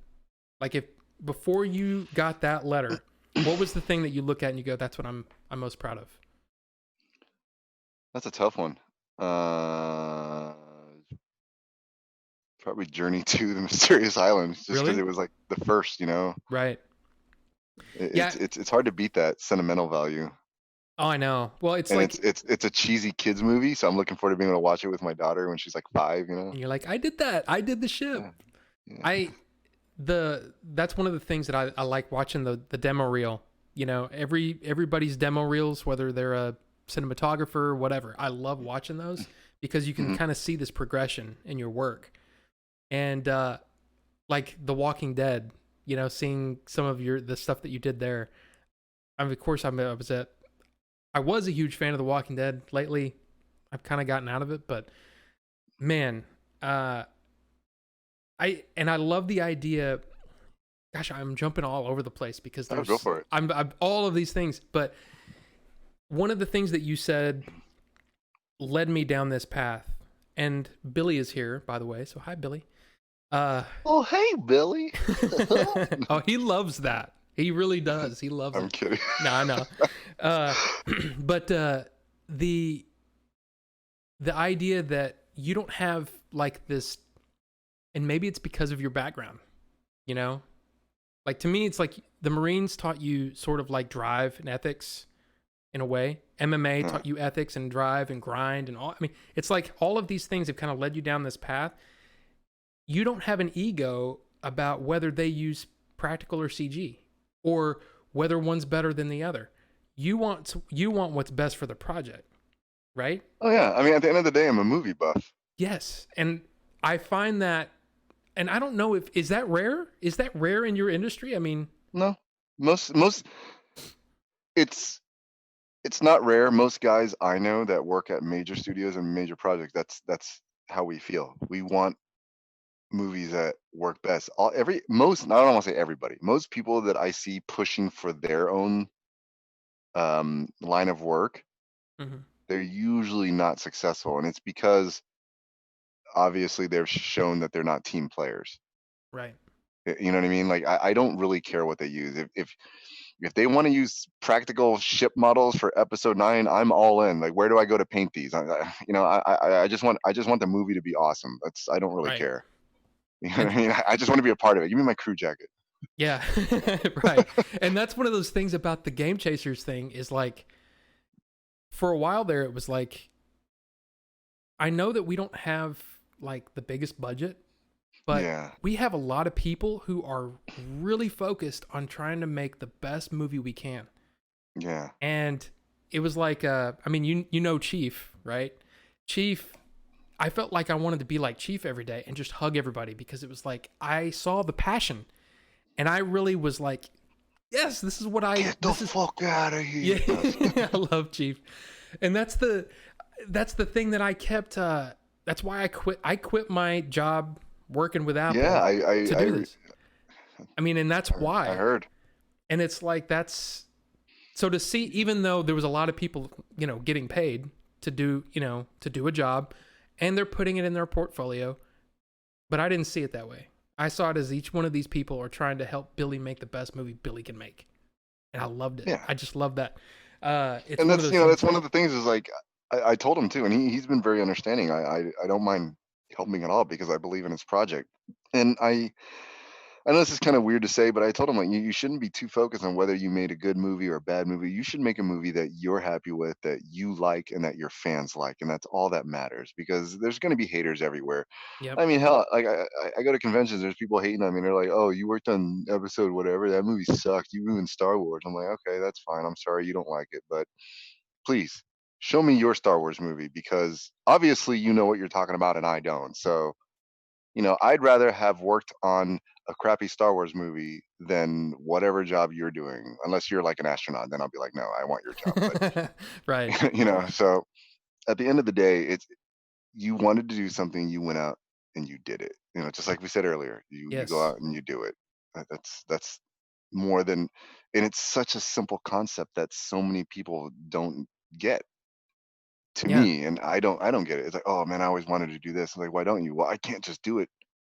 Why not? Why not? Yeah. Like, do you remember? I don't know if you remember. Jim Carrey had a quote about it where he said his dad wanted to work as a comedian, or I don't remember what it was, but his dad was afraid it was too risky, so he took a safe job. He took like an office job that was stable salary and all that. And then one day the company closed or something, and his dad got laid off.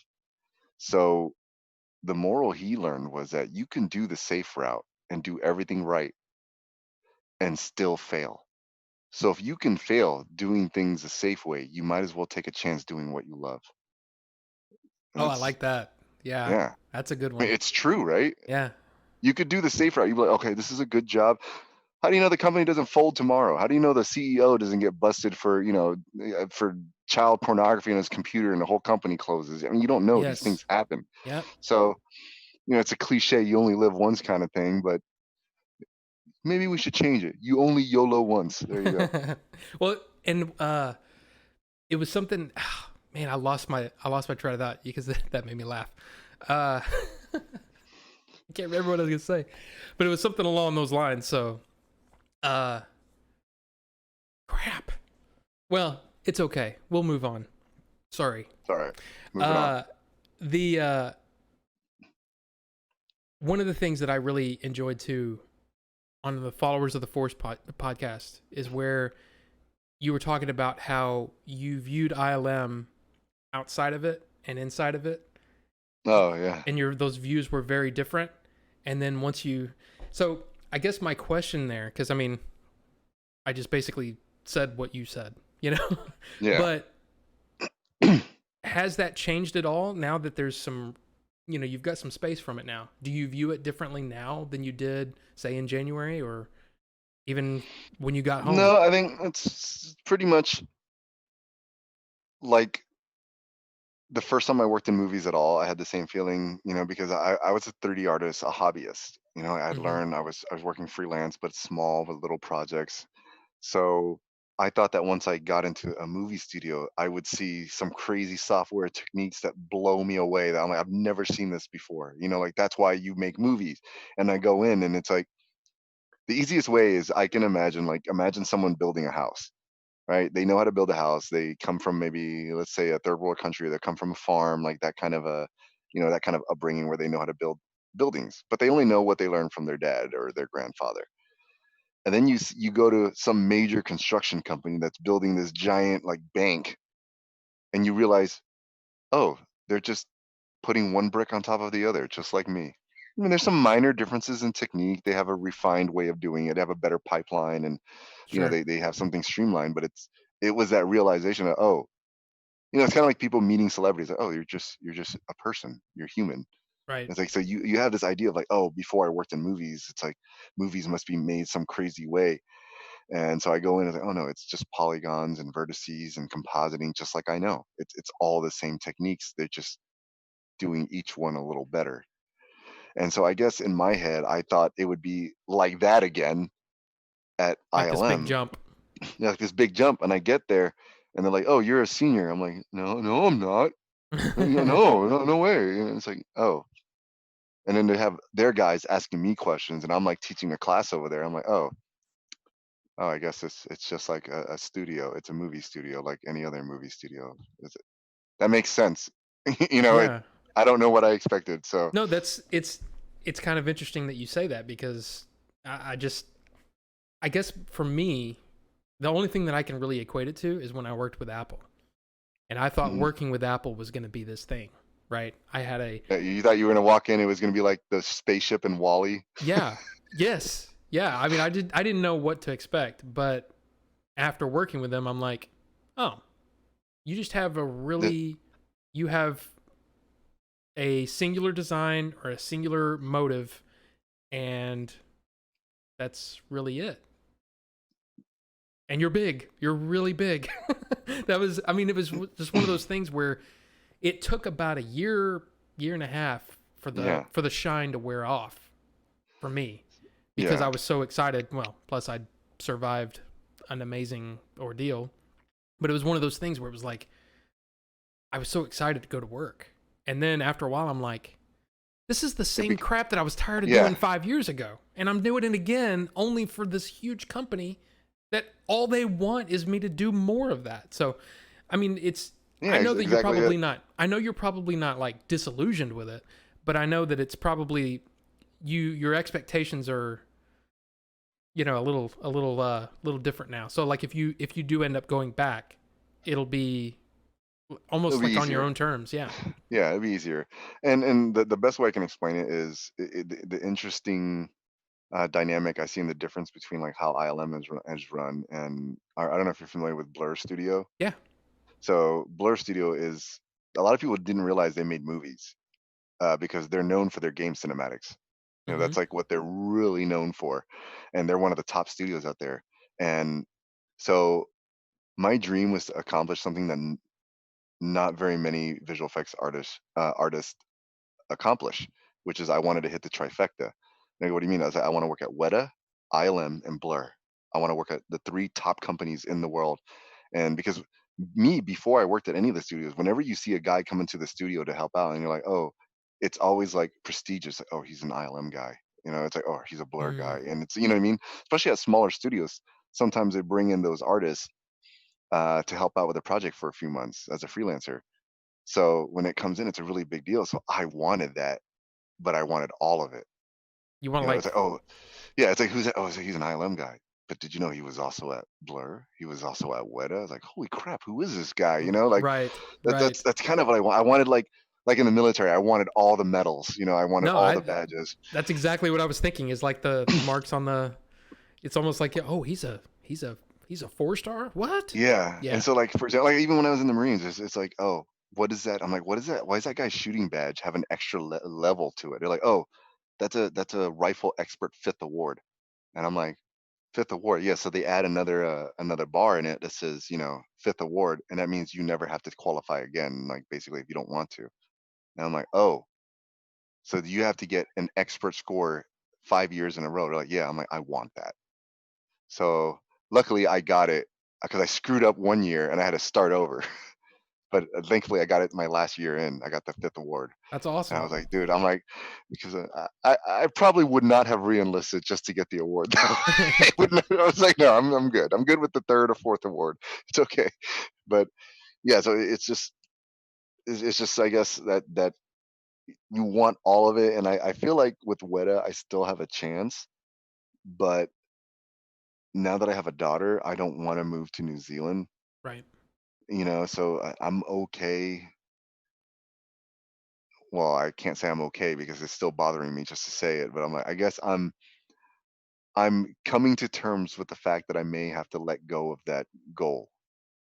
So I've promised myself a different goal is I kind of want to work on a Nintendo game or a Retro Studios game, perhaps, or something with maybe like NetherRealm. I want to do a Mortal Kombat game. That'd be kind of cool. Heck yeah. I really, really missed out on my goal. So when I was at Treyarch, I wanted to be a character in the game. All Like just right. a background soldier or something, just my face. And I remember I was talking to a guy over in the character department. He's one of the character supervisors or lead artists over there. And I'm like, he was like, oh, you were actually in the military. That you should be. But unfortunately, I left the studio and I went to go work on another project. It never came to fruition, but maybe one day, right? And We'll that was see.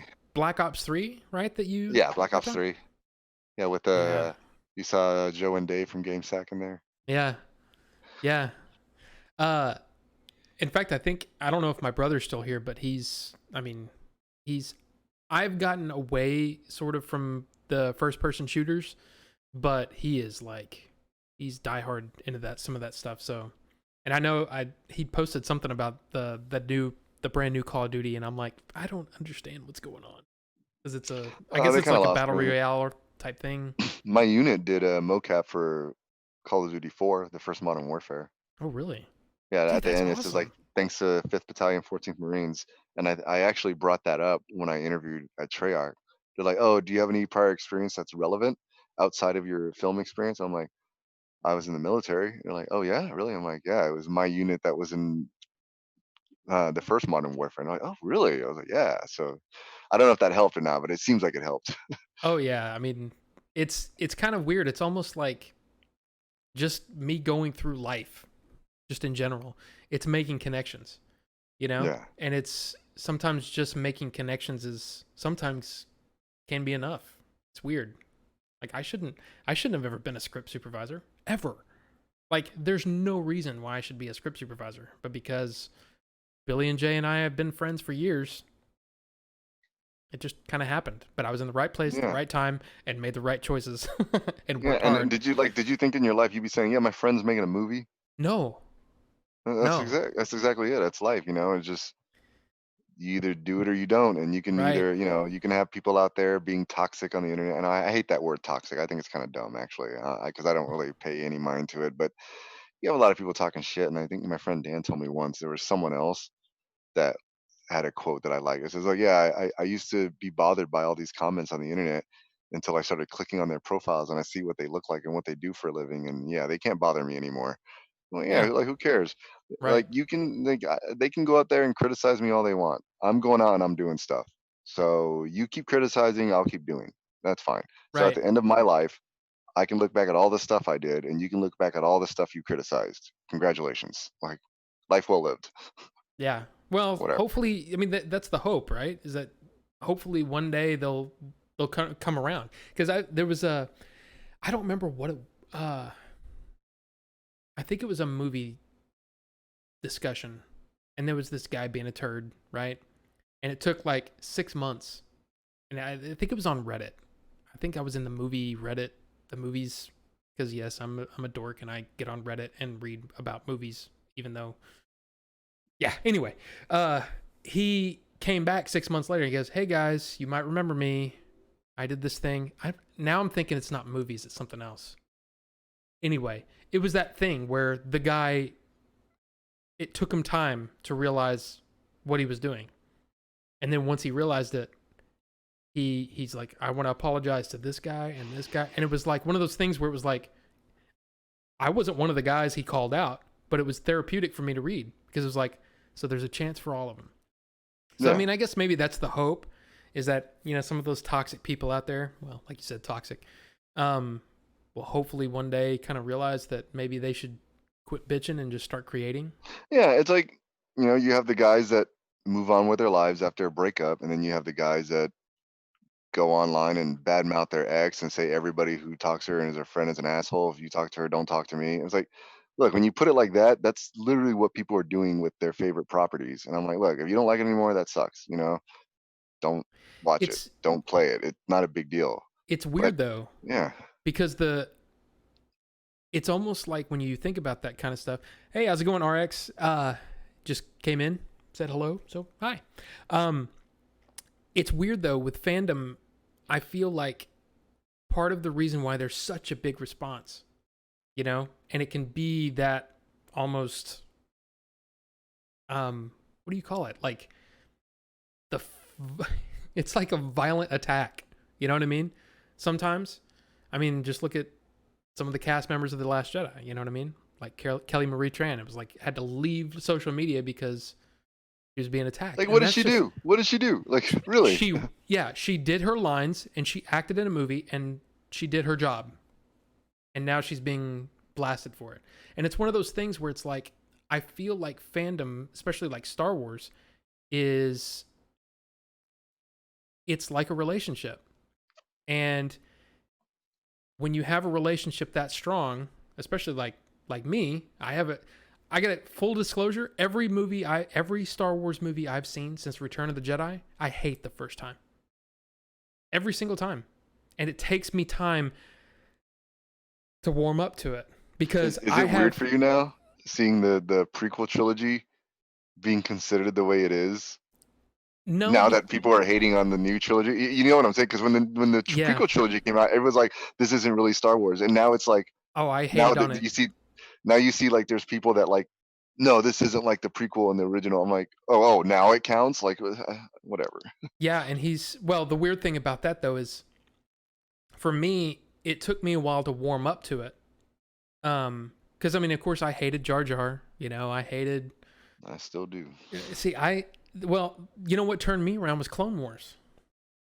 The Clone War, and I know that you said that you're a bigger fan of the what's it, Jendi Tartovsky? Is that his name?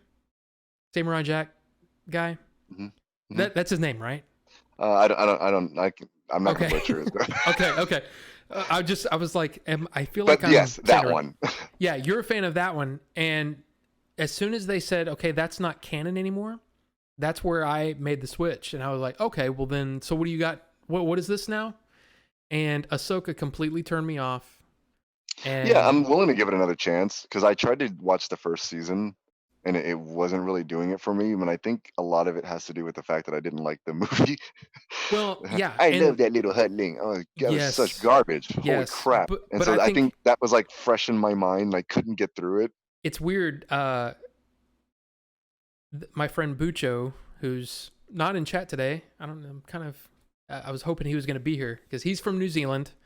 He's a big Star Wars fan. He's been a fan of my podcast for all that time. Whatever. We did a podcast together. It was one of those things. You want to do a podcast? Let's do it.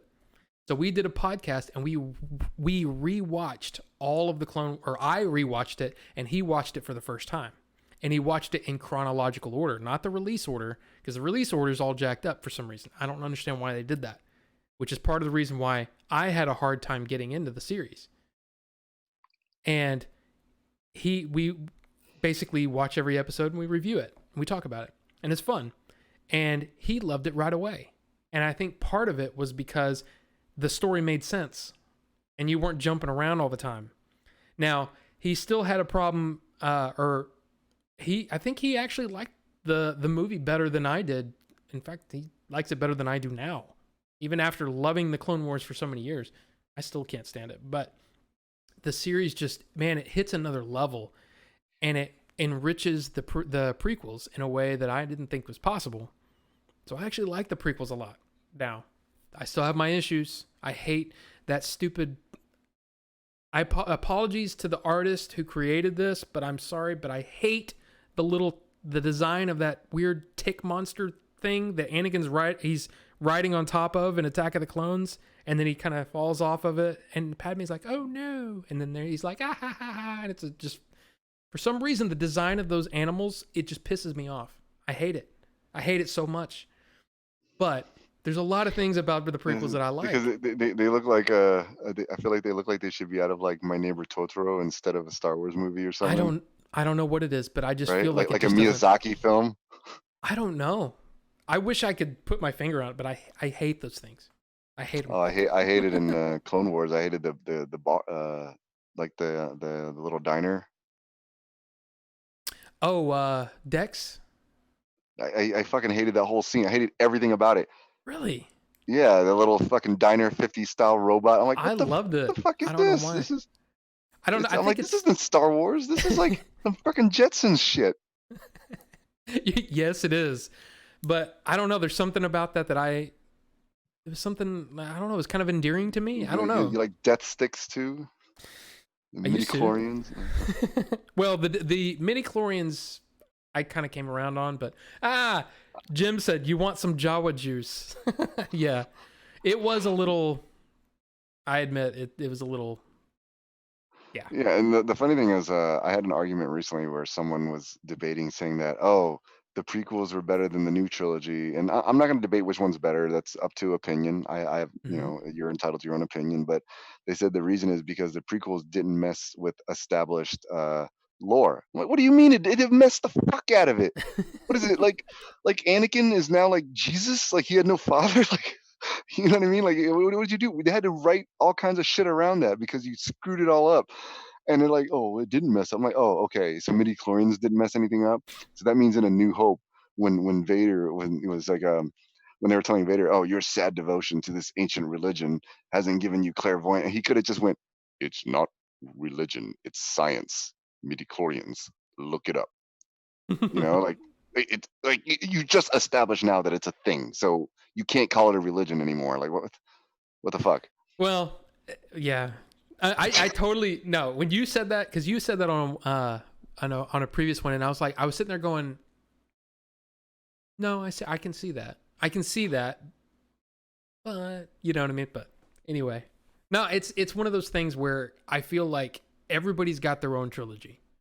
However old you are, you've got your own trilogy, and they're never going anywhere. So there's no need to fight. If you're not a fan of The Last Jedi, I couldn't care less. Seriously, I don't care. I like what I like, and whatever. If you don't like The Rise of Skywalker, that's fine. But you know what? I enjoyed 85% of it. There's some things that I just story-wise, I'm like, huh? But anyway, I enjoyed a lot of it. It's one of those things where me as a movie buff, it's hard to appreciate on a subjective level because they had so many things working against it.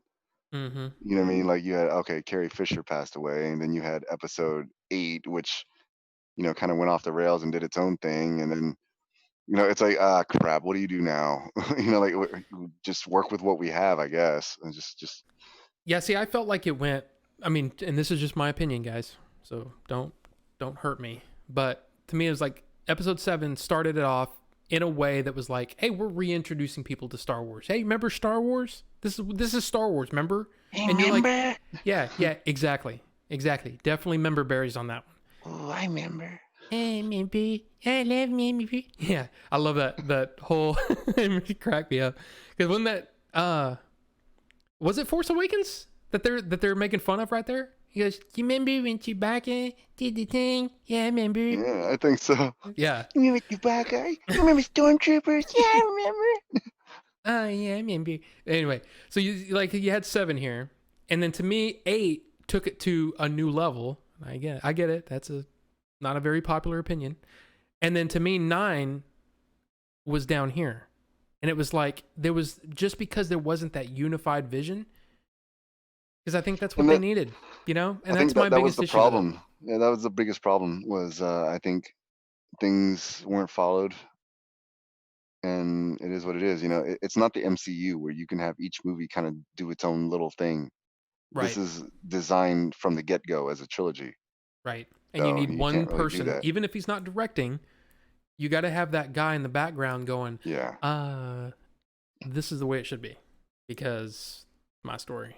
And that's why, I really, really enjoyed, I mean, even with all their faults, because that's the thing. I enjoy 7, 8, and 9 with all their faults too. There's things that I love about it. I can be yeah. positive about the things that I like. And then with To, the to prequels, me, hmm, Star Wars, the best thing about it has never been the movies. It's never been the stories. It's been the universe. And I feel like the same can be said for a lot of these geek culture items like X-Men or, anything like that. It's we fall in love with the universe. It's like when people talk about Star Wars and they collect, what are they always talking about? The vehicles. Like, oh, I got this vehicle, I got this ship, this lightsaber, like this. It's way less about the story. It's always like I'm in love with this universe. Oh, we have the scum and villainy bar here in Hollywood. And it's like it's like the cantina. People want to go there. And it's like, oh, you appreciate the aesthetics of it. You appreciate, and I think to me, the beauty of it and why people are drawn to it is the same reason that people are into comic books and DC and Marvel. It's the fact that you have something like the Kessel Run, and then someone comes back and does something else that fixes it. You have this constant cycle of people adding and taking away from this universe and molding it to be more and more than it started out as. And that to me is what the whole draw of it is wow, look at this whole universe that we created. Like, oh, I gotta watch um, the show and then play the game and then do the VR to get the full story. And then there's the Disneyland thing or whatever, and then the books and the comics. And it's like it's this whole universe that it's like watching ants work. hmm It's like there's all these new parts being made all the time, yet they're all fitting together. And that to me is what is so impressive. And even when something yeah. doesn't fit, someone else comes in and fixes it. Well, yeah. Tries to, I Yeah, should say. right. Yeah, right. Like, with Exactly. the expanded universe in the original trilogy. It's like, oh, they filled it out. Right. Like, oh, this is Jason Solo and this is Mara Jade and then blah blah blah blah And blah. then It's, that's what I it's was like, oh, gonna. and go ahead. Oh no, I was just gonna say that's. I was gonna ask you how much of a fan of the legend stuff were you? Well, that probably answered your question right there, Oh yeah, right? yeah. No, I got it. Yeah, and that's why I thought it was funny that like some of the people that were complaining about the new trilogy, they're like, well, they're not true Star Wars fans and blah blah. I'm like, have you not read like Dark Empire? Like Right. this is basic. The new trilogy to me is basically like the Jason Solo saga and Dark Empire kind of rolled into like kind hmm of mix and matched. It's like, okay, so this is basically Solo's kid, that the Emperor's a clone. They even like quote almost the same lines, like, oh, Yeah. unnatural. And so whatever. Yeah. I mean, but it's cool. And let's let's just get into that for a second. Okay? So I know that you worked on the Death Star. You were in Singapore. That's where they were working on the Death Star. You said, "Yes, please. Let's go." Yeah. And those shots again, I think we were talking right before the show that you working on the Death Star was like, I don't know. I want to hear you kind of discuss. They gave you a framework, hmm but then they just kind of let you go. They let you off the leash, right? To a So certain yeah, extent. the easiest way I can explain it is imagine if I built you the set out of Legos and cardboard and construction paper. And I was like, these are the basic shapes that we need. Go. And you're like, fucking awesome. Like, Yeah. Like, what could this shape be over here? I need to have a blocky object right here. How about a TIE fighter? Whatever fills that shape, because it's like the art director and the supervisors, they're top tier. So they trust the artist to do their work, especially if you're senior level, which thankfully I got that position, so I got to have some say. But their whole thing is overall vision. So they block it out. They're like, I need the lighting from here, and they'll tell you like, I need this darker here, I need this lighter here. Like like a football when they pause the screen, they they do that in dailies. You'll see them marking and drawing. And my supervisor, I love it, is that he doesn't save it out for you. Some studios they'll screenshot and go, okay, here's the notes. He likes to delete it and go, and you're like, oh, but I love it, and he's awesome. He was a supervisor for Ready Player One too, so he knows his shit when it comes to VFX. That Like, movie, so I I mean, really enjoyed people were that like, one. oh yeah, people were like, oh, that was just a big giant '80s nostalgia trip. It wasn't. I'm like, that's exactly what it was. That's what it set out to do, And it was and it awesome. succeeded. Yeah, And it it was, succeeded in exactly what it set out to do. yeah, That's like complaining about the movie like Commando because all it is brainless action. It's like, well, that's what they set out to do. right. Yeah. So I'm like, I wanted to be punched in the face with '80s nostalgia, and that's exactly what they did. They gave me the 1-2 combo with the soda. How dare you? How dare you be an orange block when it's just an orange block, man? Come on. Yes. But Like, the one of the things that and again, this is some of this is from some of these previous interviews you've done. The way that you took on this responsibility. You did this work in something that I'm sure there's probably plenty of people that would have loved to have said that I worked on one of the Skywalker saga movies, right? yeah. But you have this connection with your daughter, that video that you did. And Oh if you yeah. haven't seen that, guys, seriously, I should have made a chat event so you could just exclamation point. They used it in a new video, a new Yes. documentary. You saw the postcards from the Galaxy's Edge. Yeah, I haven't watched all of that yet, but yes, I did see that. Yeah, And but again, yours, there was I felt that connection. You know what I mean? yeah. And it was beautiful. Now, It was weird. I talked over the phone, and my voice was recorded through a phone, basically. mhm. And if you go to I forgot the timeline. If you look at the description, it'll say like my name, and you can click it, and it'll go exactly to the timeline where I'm talking, and it's a voiceover from me talking on my phone. But they put like music to it. I'm like, wow, they made it kind of like cheesy. But it's still beautiful. Well, yours where it's just silent, right? Your Yeah, version they of it? use actually my version is silent, Yeah. but it was like the people that put that together called me and said, "Would you mind doing a voiceover?" So I literally just recorded over the phone, I think just talking. yeah, I watched both versions and I actually kind of like Blade Runner. I prefer the no narration. But luckily you gave a better performance than Harrison Ford did on Blade Runner with his narration cuz cuz his yeah, we went Star Wars down spoke to me as a father, and I the was like, "Yeah, Star Wars." But one of the things that I loved about it was something that I started it kind of led me down this path and it's one of those things where you may have thought this already, but I kind of want to just throw this out there. There's what you did in Rise of Skywalker, which is why I was so one of the things that was so exciting to me about talking to you about it, about talking to you about all this stuff, is that you literally fill people's dreams.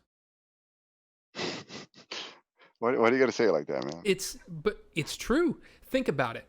You don't got to say it like it is, Marge. 10 years from now, 15 years from now, however many years from now, when they think about the Death Star after the Battle of Endor, they're going to conjure up your image. Yeah, I don't know if you saw I posted. It was weird that working on the movie didn't feel real. I think you heard me mention it feels like I won a Yes, contest and got like a piece in the movie or something. Like, right. oh, win a contest, be in the background. Like that's kind of what it feels like. But it didn't feel real until it was on the Star Wars wiki page, which is ironic because Yes, anybody can edit that. Like anybody. I don't right. know how, but I saw literally my image in there that I did. And it's like, oh, the Death Star ruins. This is the ruins of blah blah blah. And they filled in all this history, and I'm like, oh shit, it's like canon. Yeah, I don't know. And that's one of the things that I know that it's probably a very cheesy way to say it, that you fill people's dreams. But in a My friend way, David, though, his ambitions, you got to hear now. Being a diehard Star Wars fan, yeah. I think he's trying to transfer over to story department Oh God. because he's like, I think he's like, like anybody watching, you're like, I wouldn't have done that. I would have done this, this, and this. And him being a fan since he was like 12, he knows all the lore. He's one of those like geek encyclopedia guys, So Well, and that's one of those things where it's like David, listening to him and you, both of you, talk about your experiences together at Lucasfilm, but your past. I mean, it goes way back. In high school, and then and that was. It's one of those things where it, and that I love that picture that you posted. Of you with the lightsabers that you yeah. photoshopped in, and then you're both working on episode 9 together. What are y'all back to back? Is that kind of how it was, Uh, or I don't remember, but yeah, I posted it on Twitter, I think. it's so? I love that, and it's almost like I'm not one to believe in fate, but it's one of those things where, man, it sure kind of seems, you know what I It's mean? funny because I don't believe in fate. Uh, I believe there is no fate but what we make for ourselves. You know what I mean? Oh And yeah, I feel like there's a lot of people that love Star Wars, but they didn't take the steps that I did to get where I am. And I do believe it's people say, oh, it's luck or it's this and that. I don't believe it's any single thing. I don't know who said it, but it said like success happens when opportunity meets preparation. yes, So when that chance comes across your desk, if you're prepared, that's when it happens. And there's a lot of times where, like you talk about like, oh, woulda, coulda, shoulda, you know what I mean? It's a mm-hmm. lot of people. It's like it's I think you've heard me talk about this before. It's like making a hit movie. People are like, oh, why don't you should have just done this. That movie sucked. I could make a better. Everybody says I can make a better movie. It's like, well, why don't you? Go ahead. There's Yeah. people with Where is it? hundreds of billions of dollars more than you that have been trying for 100 years, and you go, well, Back to the Future is great. Terminator 2 is great. I'm like, how many movies do you think have been made in the history of mankind? And Hundreds how of many movies are a hits? year, Hundreds of thousands, right? Maybe all over the world. a How year. many are Yeah, hits? Yeah, how many are hits? It's lightning in a bottle, statistically speaking. You probably have more of a chance to get hit by lightning than a good classic. And when I don't say, I don't mean a good movie like, oh, that was a good movie. I mean like Back to the Future or Star Wars, Empire, where it's like, bam, culture that affecting. is a hit. And that's why I kind of I get why people say it when people go, "Oh, I'm sick of James Cameron," or "I'm sick of Spielberg." It's all the same thing. I'm like, yeah, but those are the guys that there's a reason they're well known. How many times have they caught How that many lightning in a hits? bottle? How many hits? Yes. Like I remember one of my friends didn't even realize it. He goes, "Yeah, man, they don't make good movies like they used to. Like, like they don't make movies like Back to the Future or like E.T. or like I'm like, and he went off and he named like 4 or 5 movies. I'm like, you named all Spielberg movies, and he Yep. goes, "Wait, really?" I'm like, "Yeah." You said Jurassic Park. I'm like, there's Yep. a reason this guy's a legend. Right. And he's like, yeah, and And he's had his it's one of those. hands in so many others that he didn't direct, that are also considered classics. I mean, and that's what I loved about, again, being a Star Wars dork like I am. I mean, I'm really a Star Wars dork first, movie dork second. So I'm Yeah, not into a lot of the other properties as much as I am Star Wars, but I still am into a lot of them. But listening to Lucas and watching his career after Star Wars, it was like he was still toying with everything. He was yeah. still trying to push that envelope. And Yeah, that's don't mind part of me. what. I'm just plugging the phone in. Oh, no problem. And that's what ILM, and I can't remember which, again, all the podcasts are running together now that I watched of yours, but that ILM was the plaything of George Lucas in a way. I love Yeah, that. I was like, that really makes sense because, like, you had Labyrinth and Willow and just countless Howard the Duck, countless movies that he and was. that's what I want to do now. I'm ready. Like, I think I'm at a point now where I was talking to my friends and my wife. I'm like, I think I want to take the next step. Like, I don't know what that is yet. I don't know if I want to direct something. I want to create something. I'm like, I have a daughter now, and I have my own basically test group for children's products, and We grew up with Ninja Turtles, Transformers, and these things are now ingrained into us. And told my wife, I'm like, I want to make the next Ninja Turtles. I want to make the next Transformers, the next My Little Pony, the next whatever. And that's my next goal. And I may not hit it. It's all right. But you're a Bruce Lee fan. It's like sometimes a goal isn't meant to be reached. It's just something to aim at. Like my friend David actually told me a quote that he likes, which is, you can just aim for the moon because if you miss, you'll still hit the stars. Yep. And I'm like, oh, it's kind of cheesy, I Hallmarkish, but I like it. I Hey, honey, I'll take. really I feel like, I mean, again, I don't want to ever like, intrude or anything like that. And I'm one of those people that I'm like, I let people just do their thing, But I feel like I'd probably get along with David. He seems like my kind of guy. I mean, Well, I anybody mean, that usually loves Star that's Wars how that it works, much. right? That's usually how Yeah. it works. If you have friends, it's because you share things in common, especially at our age now. Like you've Yeah. pretty much filtered out your friends at this point. Yeah, So, right, exactly. yeah, so usually you meet your friends' friends. You're all alike. That's what you're all similar friends. Like I've met Yeah. my friends here that I met in New Jersey that moved here with me now. Like one of them lives with me, and I met him in New Jersey. But like his friends from New Jersey would come and visit, and I would talk to them. It felt like I'd known them for years. It's like, oh, we're all into the same shit. It's like, yeah, obviously, that's why we're all friends. Right. Yeah, see, that's awesome. Now, okay. I cannot believe that we're already 2 hours in. It's all right. Do you wanna like a quick break, bathroom break, drink break, Whatever, whatever? whatever you want. I'm good either way. I Because I prepared. want to, Not my first. well, right. No, I know. Well then I'm good to go. So I want to ask about the game chasers. First, RX asked, I don't know how many minutes ago. I apologize, but we were kind of in the middle of the conversation there. Yeah, Um, rude. yeah, no, No, I'm kidding. yeah.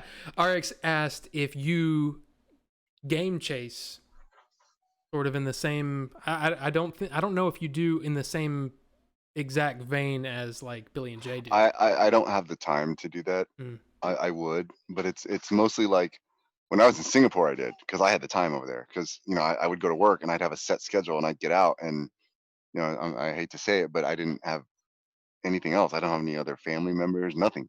So right. when I got out of work, it was like that was it. So I went to all the retro game stores in Singapore, and it's like an untapped market. So, and my wife can tell you, I was like shipping stuff home. Like, Oh, I bet.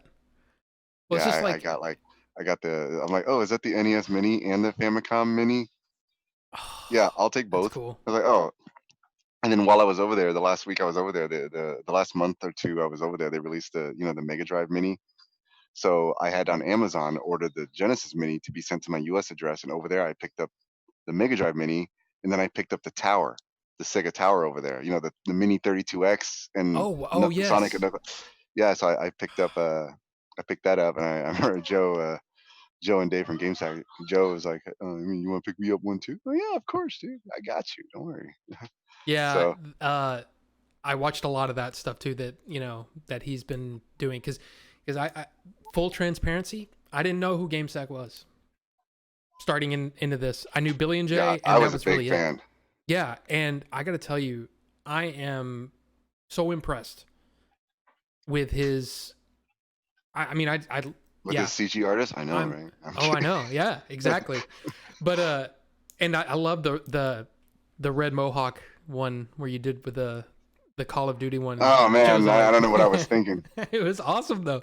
But it's I really enjoyed that little segment too. And you guys playing Overcooked, I watched that. Like I said, I did my homework. I wanted to. Yeah, when Dave was no longer with the show, I almost wanted to be like, hey, you need another host? I'll fucking join you. I'll do it remotely. I'll fucking record shit over here. But I'm sure for fans of his show, that would have seemed kind of like a slap in the face. Like, oh, you just swapped them out? Like, what the hell? You got to give him time. Yeah, And that was his sentiment too. But I do want to do a show. I've been trying to talk to Leon about doing a show with him. We'll see. I mean, I don't want to say too much more than that, but because we haven't really gone more than just initial ideas and discussions. yeah, and he had mentioned it on because I interviewed him twice.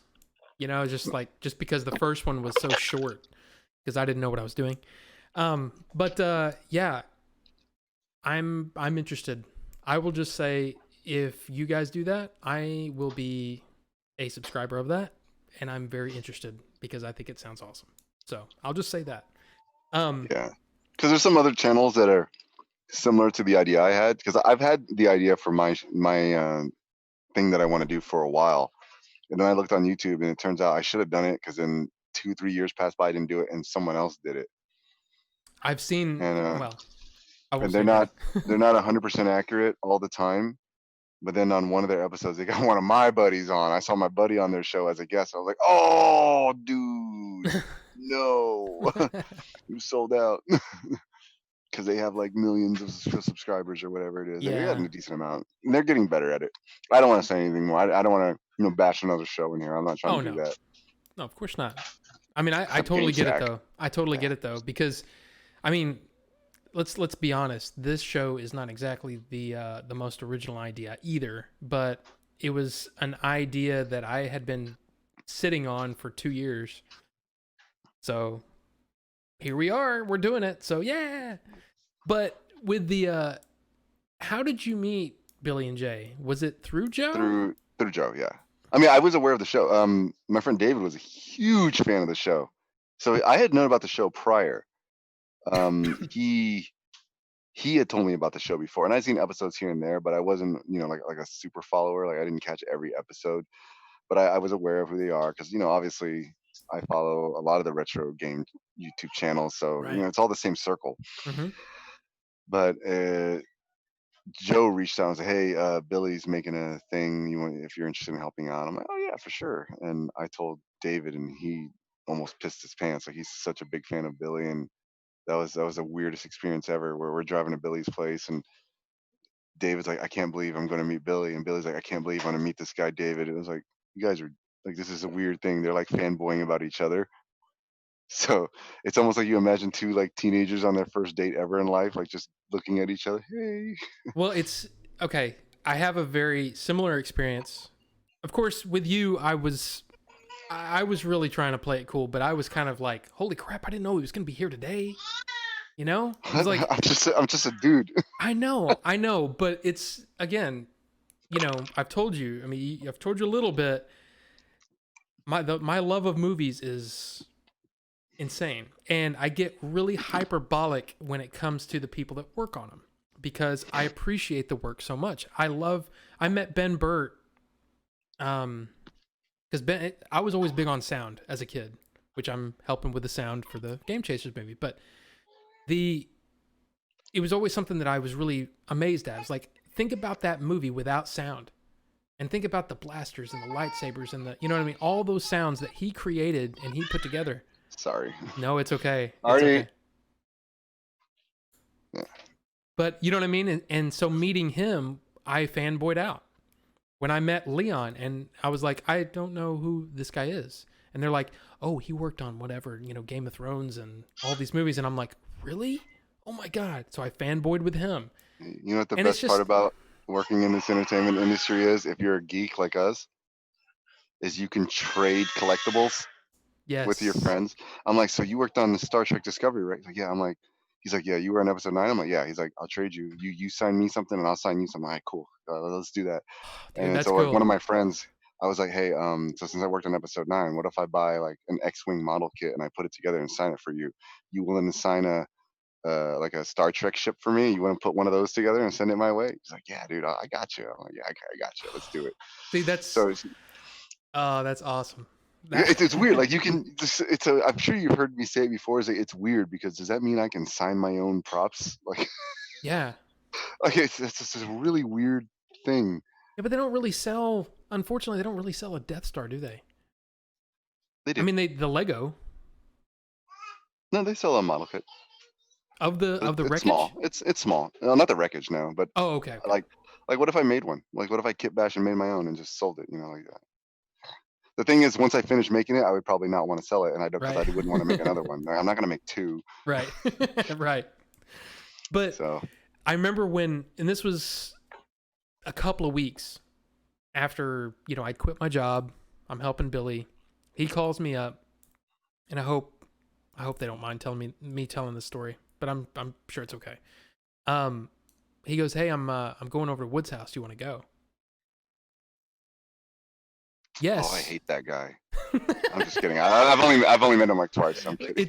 But I was like, "Holy crap, really?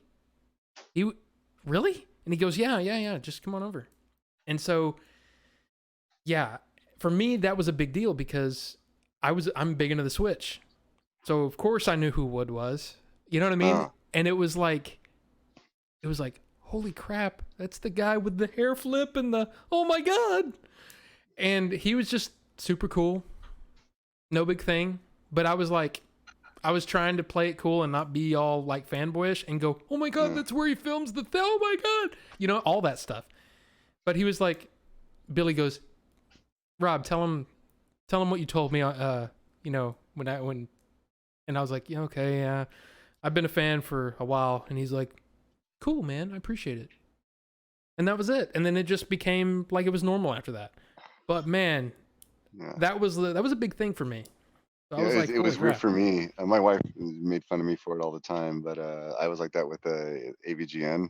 Oh yeah. Like the first time I met James, and it's like she's like, you work in movies, and you're geeking out about. I'm like, I don't know. I don't know how to explain it to you. I don't know why. You know, it's because I guess because I work in entertainment, the YouTube the YouTube world is like a, s- a separate a separate world that I don't have access to. So Right. it seems like, and that's why I guess that's why a lot of people are like, oh, entertainment. It's I hear you, She sweetheart. is adorable. Ah. Arise, Artemis Prime. All right, that's actually her name, by the way. Oh really? No, Artemis? not Prime, not Prime, but I was Artemis. Yeah, yeah, it's I didn't realize that. I guess I didn't put that together yeah. until Mhm. well, of Artie, course you just yeah, told me, Artie. but Yeah, Artemis Prime. I would call her. she's awesome. And that's I was a little bummed out recently. My wife didn't fully get the reference, and I was a Goddess little of the sad Hunt.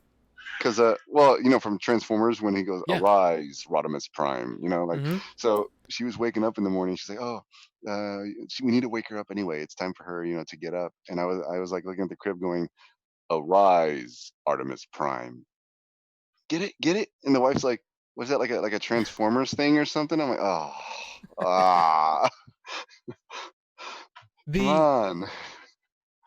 Now, did the name come from what is that, Greek Roman Hmm. mythology? So it's the goddess of the hunt, right? Roman, I think, yeah, Yeah. because I think Okay. the Greek version is Diana. Yes. Yeah, Yeah, I was yeah, I was big into mythology for a while because I was yeah. almost And considering plus, going into literature. I really like Ready Player One. Oh, right. Right. No, I'm kidding. That my wife actually picked the name, and the irony is that she didn't want me to pick the name because she's like, "You're gonna pick something really geeky and really dorky and nerdy," and I'm like, "Okay." And then she ended up picking Artemis, and I'm like, "Oh, pff, done. I'm in." She's like, "Really?" I'm like, "Yeah." And it's like I guess the wife was thinking more the Roman whatever, but I was thinking, "Oh, like Ready Player One. Okay, cool. Let's do it." That's So if we have a awesome. son, can we name him Parzival? No. No, but we already have a name picked for we have a son. I'm not gonna say it because I don't want to reveal it yet, but if we have a son. So That's awesome. Well, my and mom was saying I should name if I have a son, I should name him Apollo. I'm like, no, I'm good. now now let me okay, so going back to Game Chasers for a minute. Hmm.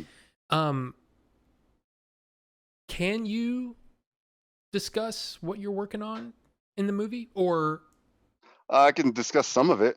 Like yeah, I had maybe to help with pickup shots. Like for example, due to the car breaking down, they couldn't get some shots that they wanted. So obviously I helped out with that.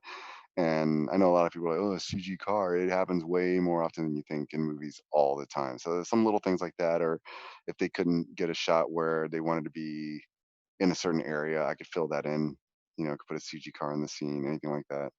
So and that's to me that is again a testament to, you know, not just you, all of CG artists is when you can't tell and when you don't know until, you know, you pick up a copy of Cinefx or you know what I mean? It's like I love those breakdowns, kind of like in your demo reel where you show the layers almost, which yeah, it's almost you like know the why we do that, right? It's actually more for other artists. oh, for a teaching. Well, it's more for like when I look at it, when I see the breakdowns, okay, so when the typical way that it goes through in a demo reel review in an interview is you'll go down, you'll sit with the employer, the client, whatever. They'll talk to you, they'll tell you if they're interested, and then you'll go through your demo reel together with them. They'll Mm, like pause it, and they'll like, so when it wipes and it shows the different layers, they'll usually pause it and say, okay, what did you do here? So you could be like, nice. okay, this texture process was this. And so when I look at someone else's demo reel, I can look at each layer as it pauses and I can tell you exactly how they did it, their approach and their methodology. So it's kind of like someone showing you a quick glance at their cookbook before you eat the meal. And you're like, okay, okay, I see. They marinated the meat first, and that's Mm, why it has this. And okay, and they didn't really light it. There's not really fog in the scene. That's not actual rendered fog. That's a pass they added later. And you can kind of get a sense of how they worked. And that'll give you a suitable idea of whether or not they fit for your the position they want. And it's one of the reasons I hate that the Academy Awards work they do work the way it does, because I don't know if you know how it works, but it's everybody that's a member can vote mm-hmm. on anything. So they have regular people who are actors and musicians, key grips, whatever, voting on visual effects. I don't like that because I feel like you're not able to fully appreciate what it is. Like for example, I think last year 1917 won over Rise of Skywalker.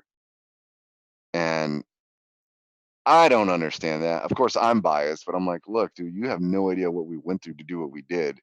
And 1917 won because you thought the battle scenes looked really good. Like, are you not taking into account the difficulty of the shot and all these other factors? And people go, well, I know a lot of people say, oh, just because something's hard to do doesn't mean I should appreciate it. Like, oh, you shouldn't criticize a movie if someone worked really hard on it. And I understand that logic, but at the same time, I feel like difficulty should be taken into account.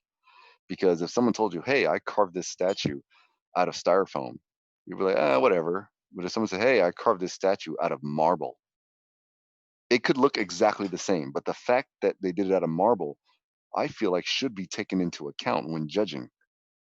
That makes You perfect know what I sense. mean? Yeah. Yeah, you know what I mean? So when you're looking at visual effects, it's like, "Oh, this looks amazing." It's like, yeah, but they're not really doing much. And to me, I think it goes even further than almost further than that. Like you should be voting on not just the, kind of the ability of it, but you shouldn't take story into account at all. Hmm. Like I may never want to watch 1917.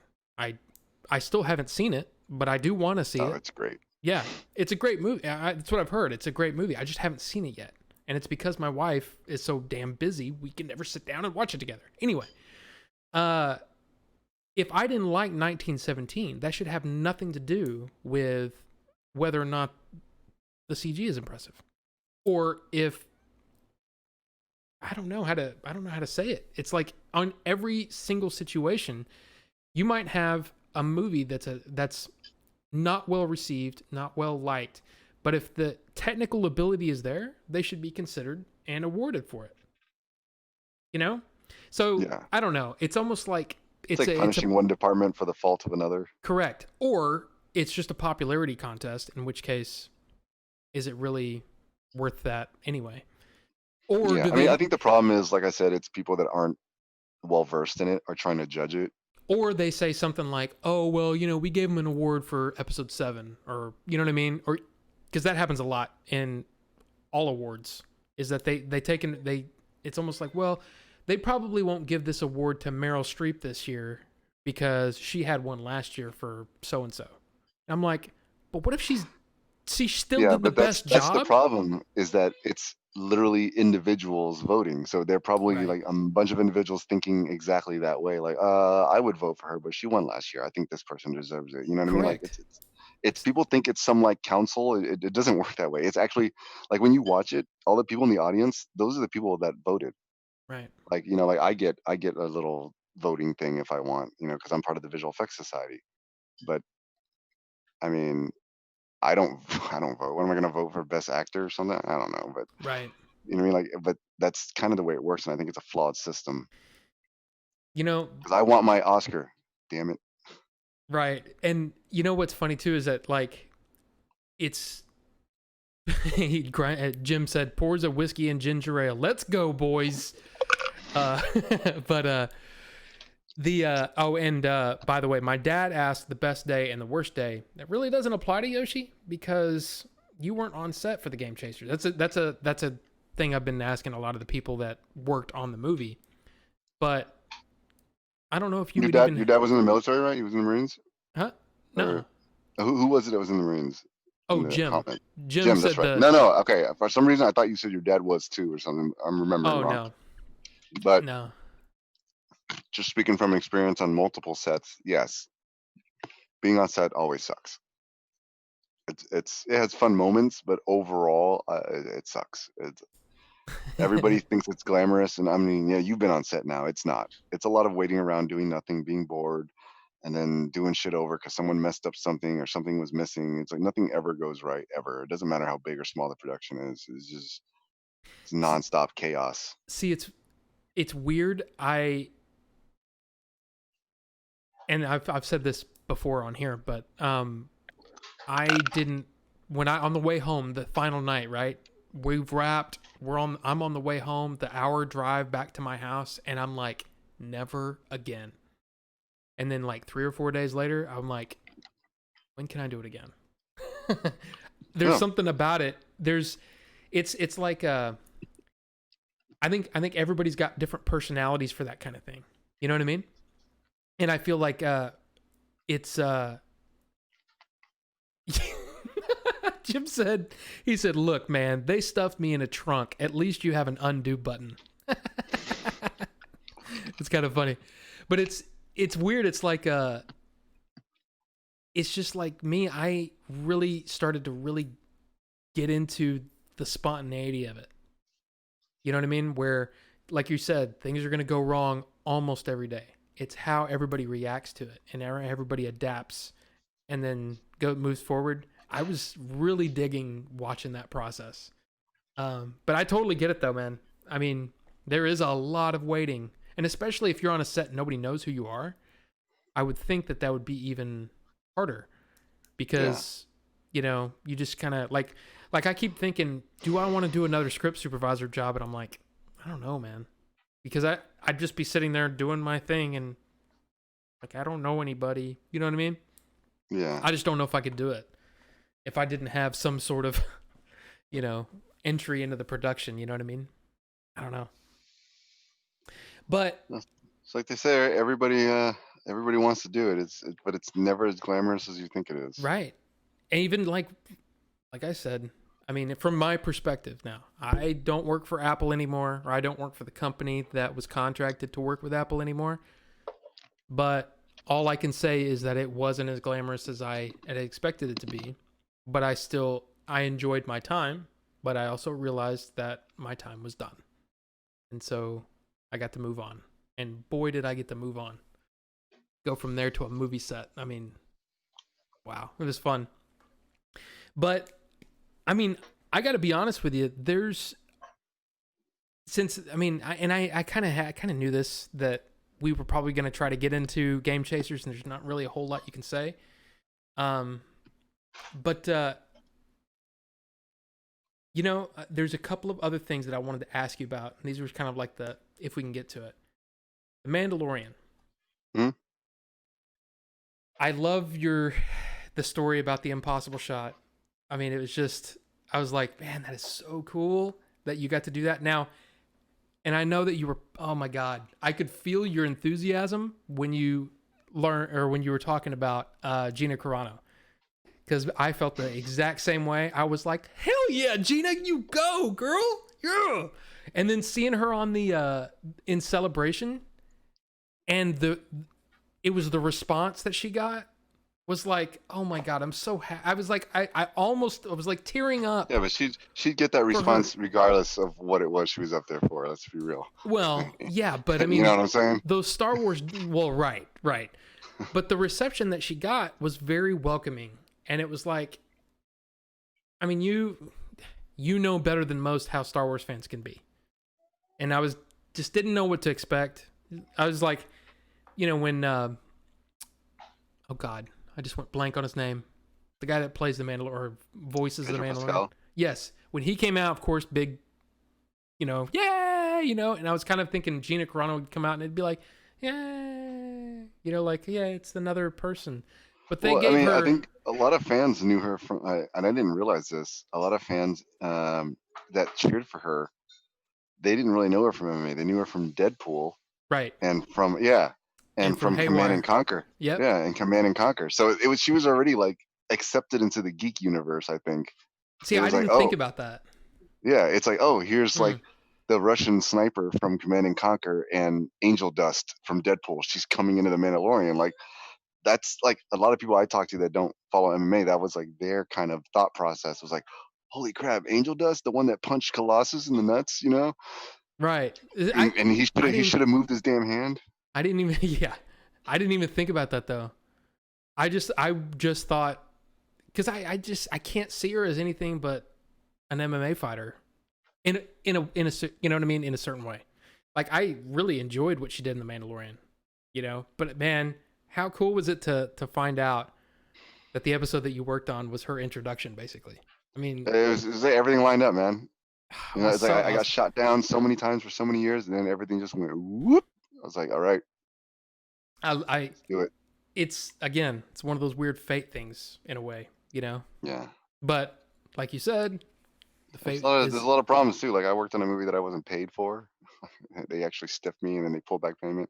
I'll just tell you, who cares? It's not like you have 6 million followers anywhere, right? no. I mean, I don't know how Maybe many are one in day. here. Yeah, Yeah, but maybe. it was a Brian Austin Green movie. It was Hmm. called Cross: Rise of the Villains Hmm. with Vinnie Jones. He was in it, and Danny Trejo, and I was in it too. I was like a little henchman, and yeah, they totally stiffed me, dude. Now let me ask you about that because um you did a I think it was a I think you were talking about the whole Harrison Ford Luke or Mark Hamill uh kid, it ain't that kind of movie. The way you It did ain't that it, kind of movie. dude, yeah, but I don't have my voice doesn't go that low and I just thought it was hilarious. So you are doing some voice acting now? hmm I mean, I've done it in the past, but not for anything acting related. Hmm. In the past, it's been like little things, just for like Kmart, stupid stuff like that. You know what I'm talking about, right? Yeah. Thank No. you for shopping. Yeah, that kind of. Oh, really? Yeah, like you walk in, sometimes they have that little thing that goes, Yeah. "Oh, attention, Kmart shoppers! There's a blue light special on BMX bicycles at the back of the store," like that kind of thing. Hey, I mean, Yeah, work is work, though. I mean, I'm kind of one of yeah. those, kind of the And journeyman kind it's of funny people. you think because you think about it, you're like, I guess somebody has to do it, right? It came from somewhere. Yeah, but Whereas that's now it's all electronic. They can just mimic it. now. What is this game that you did some? You're a Okay, surgeon, so right? it's In this yeah, game. yeah. It's called the Yomi Alliance.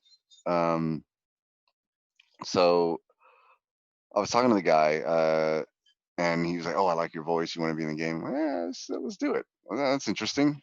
Let's get that ball rolling. Maybe one day I can voice a character on a Star Wars show, and I can make that a reality. And I can be canon as a character. That'd be awesome. But anyway, so he goes to tell me, and he says, like, I think you heard it in the other podcast. He was like, "Oh, it's just a coincidence. The character's Asian. It's not. I don't want you to think I'm racist." I'm like, "No, it's fine. It's whatever." Um, so I come to find out the character is bisexual, but I don't think the character himself is bisexual so much as he's a character that you're able to romance regardless of what your character is. Mm. That's my understanding. So I I didn't know this when I accepted the role anyway, but I mean, not that it matters. I'm pretty woke. but but it's like I wonder if I'm gonna have to say any weird things. Oh, so you haven't recorded the lines yet? I haven't started. He sent a script originally, but I think they're rewriting new lines, Ah, something like that. So I have to wait, and so I don't know if I'm to say like sexual things to a guy or something. That'd be kind of weird, right? It's interesting. That's a new one. hey, I mean, I don't know. I Dip a little like toe you. in. You have balls. I like balls. You know where that's uh, from, right? You have to. Does this sound familiar to you at all? yeah, it sounds familiar, but I don't. I'm It's Team going. America, dude. Oh, dude, I drew a blank. Well, I will say this: I only watched that movie one time, and I laughed my butt off, but I was also sorry, Dad. I was high when I watched it, so I don't really remember a whole lot of it, and I That's never fine. went Then back you could to just get high and watch it again. it. No, but yeah, there's because obviously I live in California, so it's Yeah, it's legal here, sure. and so you'll meet all kinds of people here that are into all kinds of movies that they've seen many times and never remember. What Oh was man, I love Half Baked. I don't remember anything about it, but I've watched it 20 times. I remember one of the ones that kind of shocked me actually was Snatch. I've seen Snatch. I had seen Snatch many, many times, but then a friend, I won't name names, but a friend had had some the and of course it's not legal here. So anyway, it was the medical marijuana stuff, and that stuff has a different strength, I guess. Because I don't know enough. I haven't done it in years and years and years. I don't know, but all I know is I could understand Brad Pitt like completely, and that was crazy. I didn't know weed could do that. Because he Yeah, mumbles all the way through that movie if you haven't seen it, and oh my gosh, I can understand him. It was kind of cool. you know what the best movies are for those kind of situations is like kaiju movies, like King Kong or Pacific Rim. Because you just Just yeah, just mindless like watching robots fight. Oh man, this is amazing. now that's one of the things that it's weird. I haven't seen the new King Kong, and I haven't seen the King of the Monsters. I saw the Godzilla. Oh Are gosh, you a fan of Godzilla, like the yes, originals? Okay, yeah. so you know the reboot, the last Godzilla movie, Hmm. was it 2014, Yep. right? Yeah, 2014. It was kind of like they were going in a serious direction. Hmm. Well, King of the Monsters went full Japanese. It was like, fuck it, we're going all in. Cool. Like, here's Then I want to Mothra, see that. here's fucking crazy shit that you don't know what's going on, and people singing. I don't know, fuck it, like let's go all in. I'm okay. I'm in. I'm gonna watch it. And there's a common misconception. Oh my god, I think it was on was it Rental Reviews or something? I think Cinemassacre did something where they were like, oh, it's all like, or somebody. I don't want to call them out if it's not them, but I was reading a lot of people saying, oh, they're keeping it dark because they want to hide the CG. I'm like, my blood started to boil. I'm like, it's harder. It's in the rain at night, lighting something to match nighttime lighting, especially with rain physics and simulation going on. That makes it harder. That's why TV shows with small budgets, if you look at their CG, it's usually very broadly lit overcast day because it's evenly lit and you can kind of Mm, you can't really light the CG element wrong. It could be lit from almost any direction right. and it's not far off because it's Huh. evenly lit.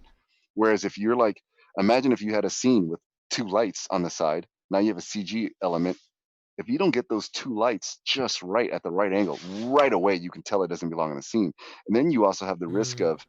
of I have to make the light hit certain elements so you can read it. So you can read what it is you're looking at. It has to hit the scales, has to hit.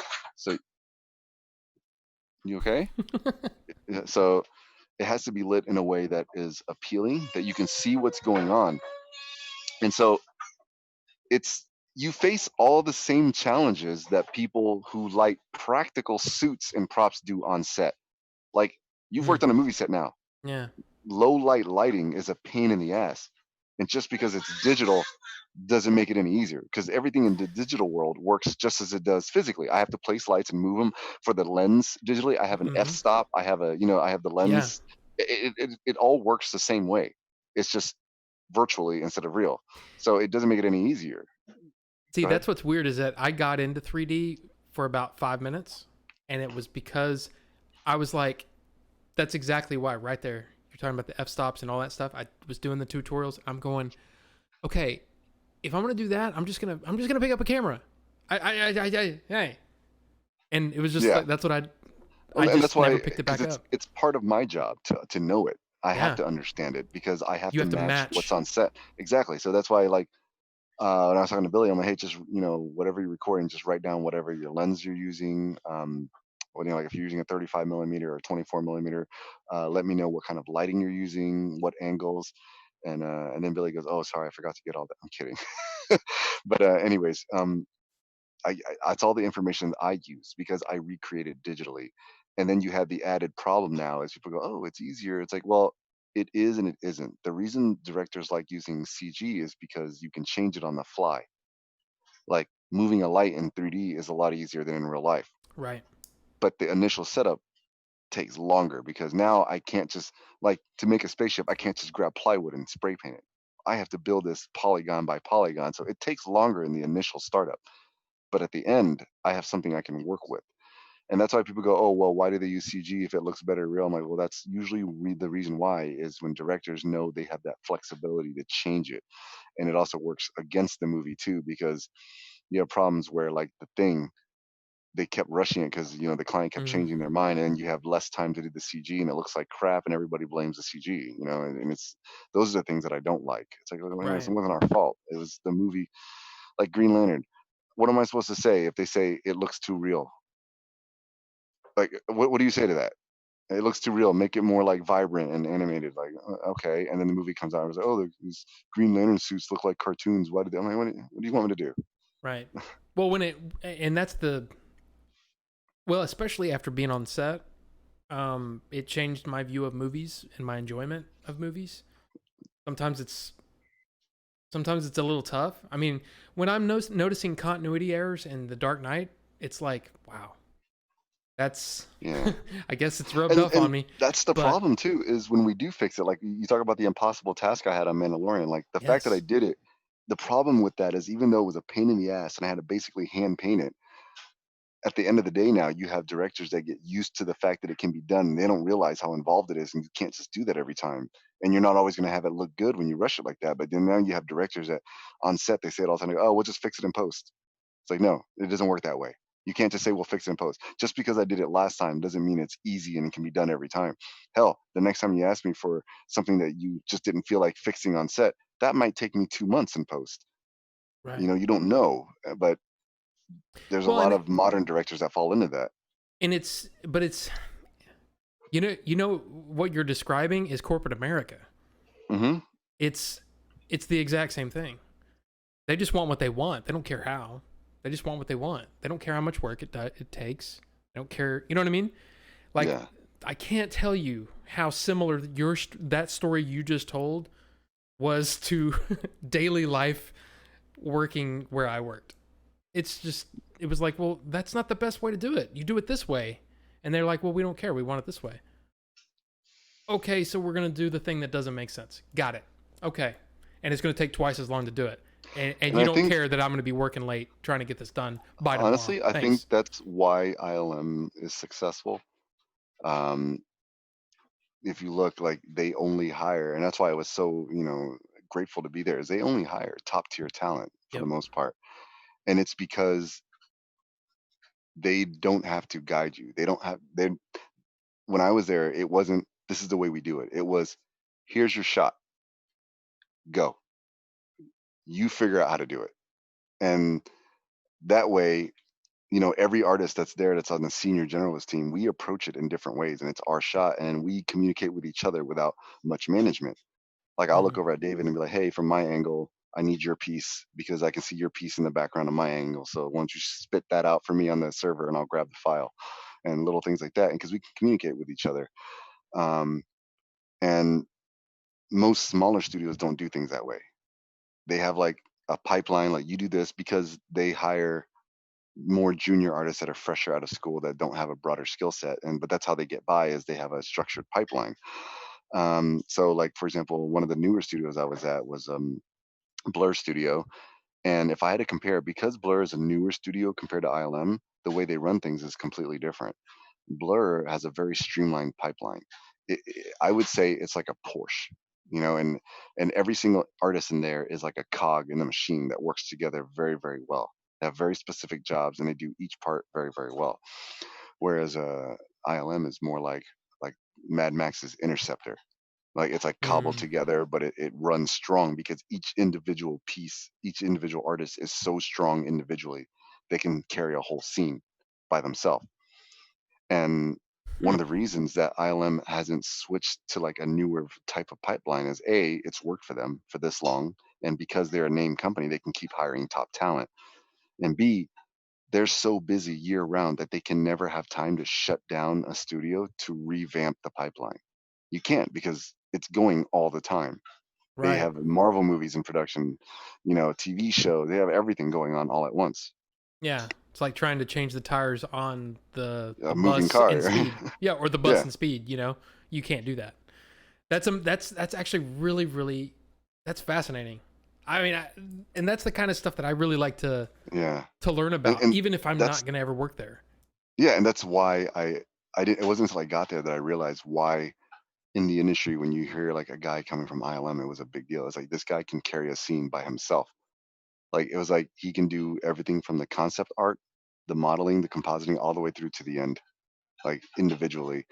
And it was weird to realize that I had reached that point in my career, and it's like I went to a job interview at a small studio and I went to the interview and they took me out to lunch and the whole team went and they just wanted to talk to me and it was like a really weird feeling. And nothing against them, but when they showed me what they wanted to pay, it was like, no, I'm good. I'm good, thank you. But it is what it is. But That's it's weird being on the other side of it. right. Yeah. Hmm. And then realizing now that, oh, it's not that special. I get that I was looking up to them the same way that they're looking up to me now, but it really is just I'm just another artist. I don't know anything more than you do, except maybe how to do a few things a little better or more efficiently. I'm not like some leaps and bounds master. No, I get that. I get what you're saying, and that humility is I guess that's my question. I don't. I just don't see people being that humble in everyday life.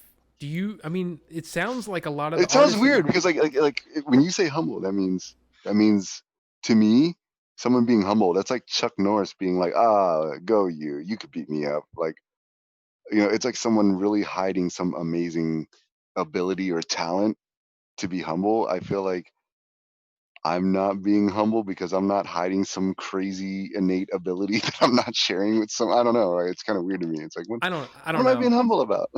Well, I guess it's just I guess it's just because maybe it's just because of something I don't have the patience for. I don't have the skill set for. So I feel like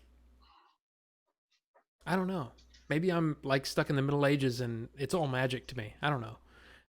But Yeah. that's kind of how it feels to me. I don't know. I don't know if I'm the only one that feels that way or not. But like it's just like when I like talking to you to me feels weirdly like especially now that we've had the conversation for as long as we have. To me, it feels like I'm talking to John Dykstra or Dennis Muren or you know what I mean. See, like to me, that's like ooh, That's that's over to there, so that to is it because they're them? pretty Because much. I don't know. I don't know. I just feel like you've done something that so few have been able to do. I don't know. I guess for me, the easiest analogy I can make is imagine looking up at a staircase and you're on the first step and you look up and see me at the third step, right? And you're like, oh my God, you're so far ahead. I'm like, I don't understand what you're talking about because I look up and I see 500 steps ahead of us. Well, You know what I mean? I get it. I just feel like when you I feel like the club of people that say, "Yeah, I've worked on a Star Wars movie." It's It's a a pretty relatively large. well, I know, but it's a relatively small number in comparison. I mean, didn't you meet like four of them in one day or something? Three of them What do you mean? When? at Game Chasers on the set. Wasn't the other guy one of the grips or something? Wasn't he on the prequels? Yeah, no, yeah, And that's I true. mean, that's what I'm saying. Like, and these are just random guys in Texas in a Game Chasers movie. Like, But there's a lot more than you think. I mean, listening I to mean, him, look at the end of the list of the movies and see how many people you see, and then how many aren't even in there. And right? there's like how many movies now? There's a lot of people. Oh, and I will say the going back to real quick because you just mentioned it, the credits.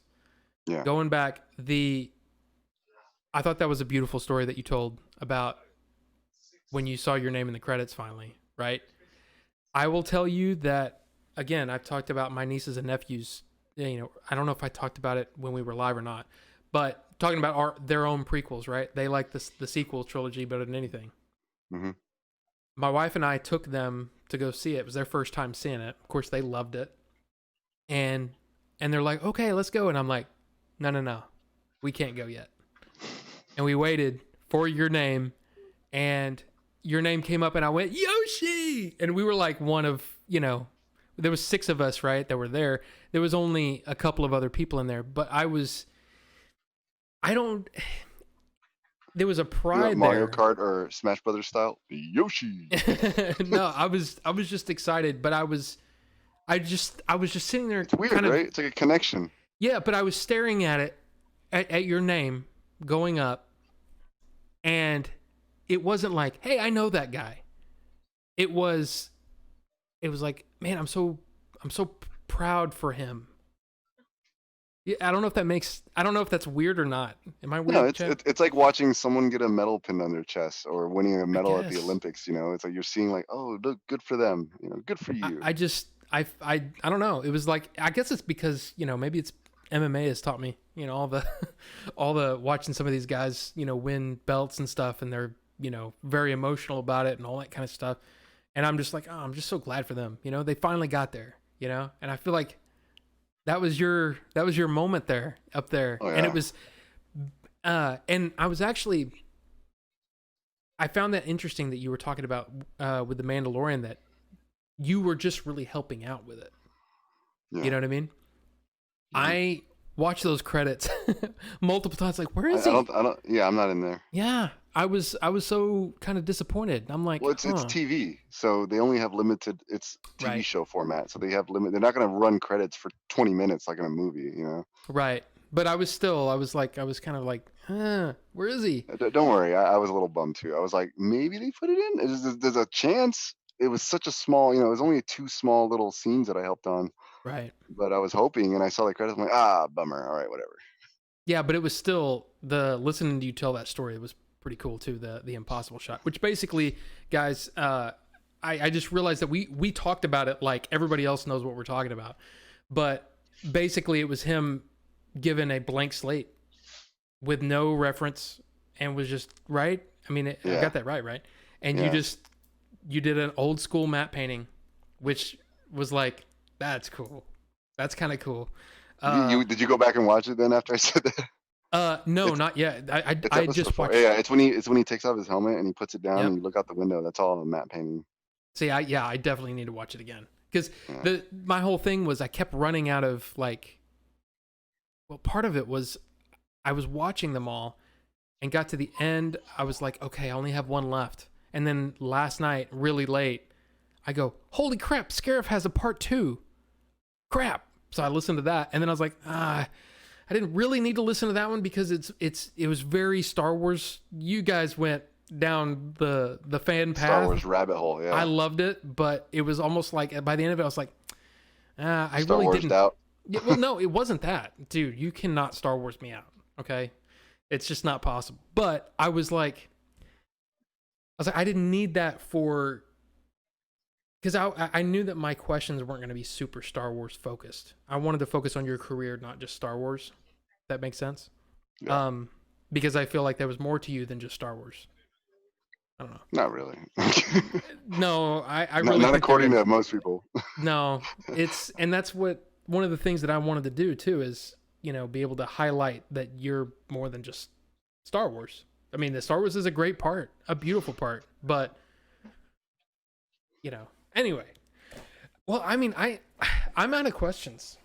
So, I mean, is there anything else that you wanna? Do you want to plug anything? Is there anything that you wanna say?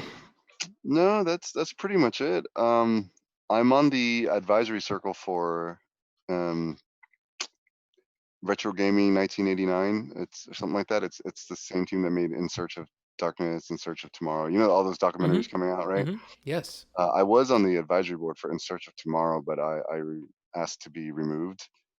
Uh, just because I didn't feel like I had anything to contribute. They were talking a lot about 80s, sci-fi movies, and as much as I love them, I didn't have anything to contribute Mm, in terms of, knowledge or anything like that more than anybody else in there. And I didn't feel right taking like, like the free copy and stuff that the advisory circle gets. So I just backed out and paid for it like anybody else. But I'm still on for the retro gaming one because I'm all about that. So that's I'm awesome. 100% in. I mean, hell, I got my limited run Shadows of the Empire back there. Like, yeah. Yeah, so Well, that's I mean, that's awesome. And also I wanted to, I mean, not that you really need it, but I really wanted to shout you out for your charity work. I thought that was awesome. yeah, well, And not everybody agrees with it. So I it there's, well, there's two sides. I don't well, yes, but I did think that was very very cool of you to do that. And I mean, do you have any other items that you're planning on doing, or There's still two up right now, there's still actually. two? Okay. Yeah, Um. I've been posting more regularly. Like Okay. this is the most recent one. I don't know if you've heard me talk about my friend Dan. He used to do Marvel Masterpieces. Mm-hmm. Yeah, he used to work for Marvel. He did this. The blank comic book covers. Yes. Yes. So he did this one. Oh, no, no, no. I did see that. Yes, I Yeah. did see that. That's So awesome. this is like it's a real comic. It's just he did the cover, and it's cool too. He used paints and airbrush and stuff and mixed medium, so you can like feel the texture of it. It's awesome. I That almost is didn't want awesome. to put it up for auction. I was like, dude, I think I'm gonna keep this. So yes, guys. Well, I mean, his actually his Twitter is Vu Yoshi, right? VUYOSHI. That is correct. So guys, if you want to look into that, please do, because I think that's again, I've been retweeting. I think I've gotten them all, but I've been trying to retweet and just kind of share it with. I mean, let's be honest. I don't have the largest audience, but I want them to know about it because I think it's really really cool that. I mean, gosh, the fact that you're willing to part with some of those things is just it means a lot. So Yeah, I mean, it was one of those things. It bothered me, and usually these things. My friend Jose, he told me, he said, you're usually pretty stoic about these things, and I don't know why this one's got you riled up. And it's, I dealt with it personally, and I think without getting too political, even though I don't consider it a political issue personally, right, but just out of respect for your show, I'm not trying to make this a political thing for some people who don't want to hear it, but I think there's extremists and dumb people on all sides of every argument. And the last thing I want to leave with is not everybody who supports Trump is a freaking white supremacist or a Nazi. And not everybody who is against him or is protesting is a rioter or a looter. It's like, but right, both sides keep using the extreme example to try to represent the whole thing. as they all always do. It's They it's it's a always do that. complex issue. Yeah, it's a Yeah, complex issue with many layers. there's nuance. Yeah, there's nuance, but what? You're a Nazi? I mean, whatever. I like oranges. What? What about apples? And I You hate love, apples? yeah, Jim's been very vocal about it as well, and he just said it's human rights, and that's all of us, and Yeah, that's really what it comes but down to. at the same time, I'm trying to be respectful. This is your platform, not mine. So I try Well, to be mindful of that. gosh, most people here are here because of you, not because of me. I can tell you that. Yeah, But again, I guess that's it. Then I really, really appreciate you coming on. I mean, I feel like it was a pretty good conversation. I hope you guys enjoyed it too. yeah. We Joe Rogan'd it, right? Yeah, I mean, and that's kind of what I want. I don't want it to be those super canned responses that you always seem to have to give. I want to. What up, freak bitches? Yeah, exactly. There you go. But guys, thank you guys for watching. Yoshi, again, thank you, and we'll see you next time. Yeah, see you next time, man.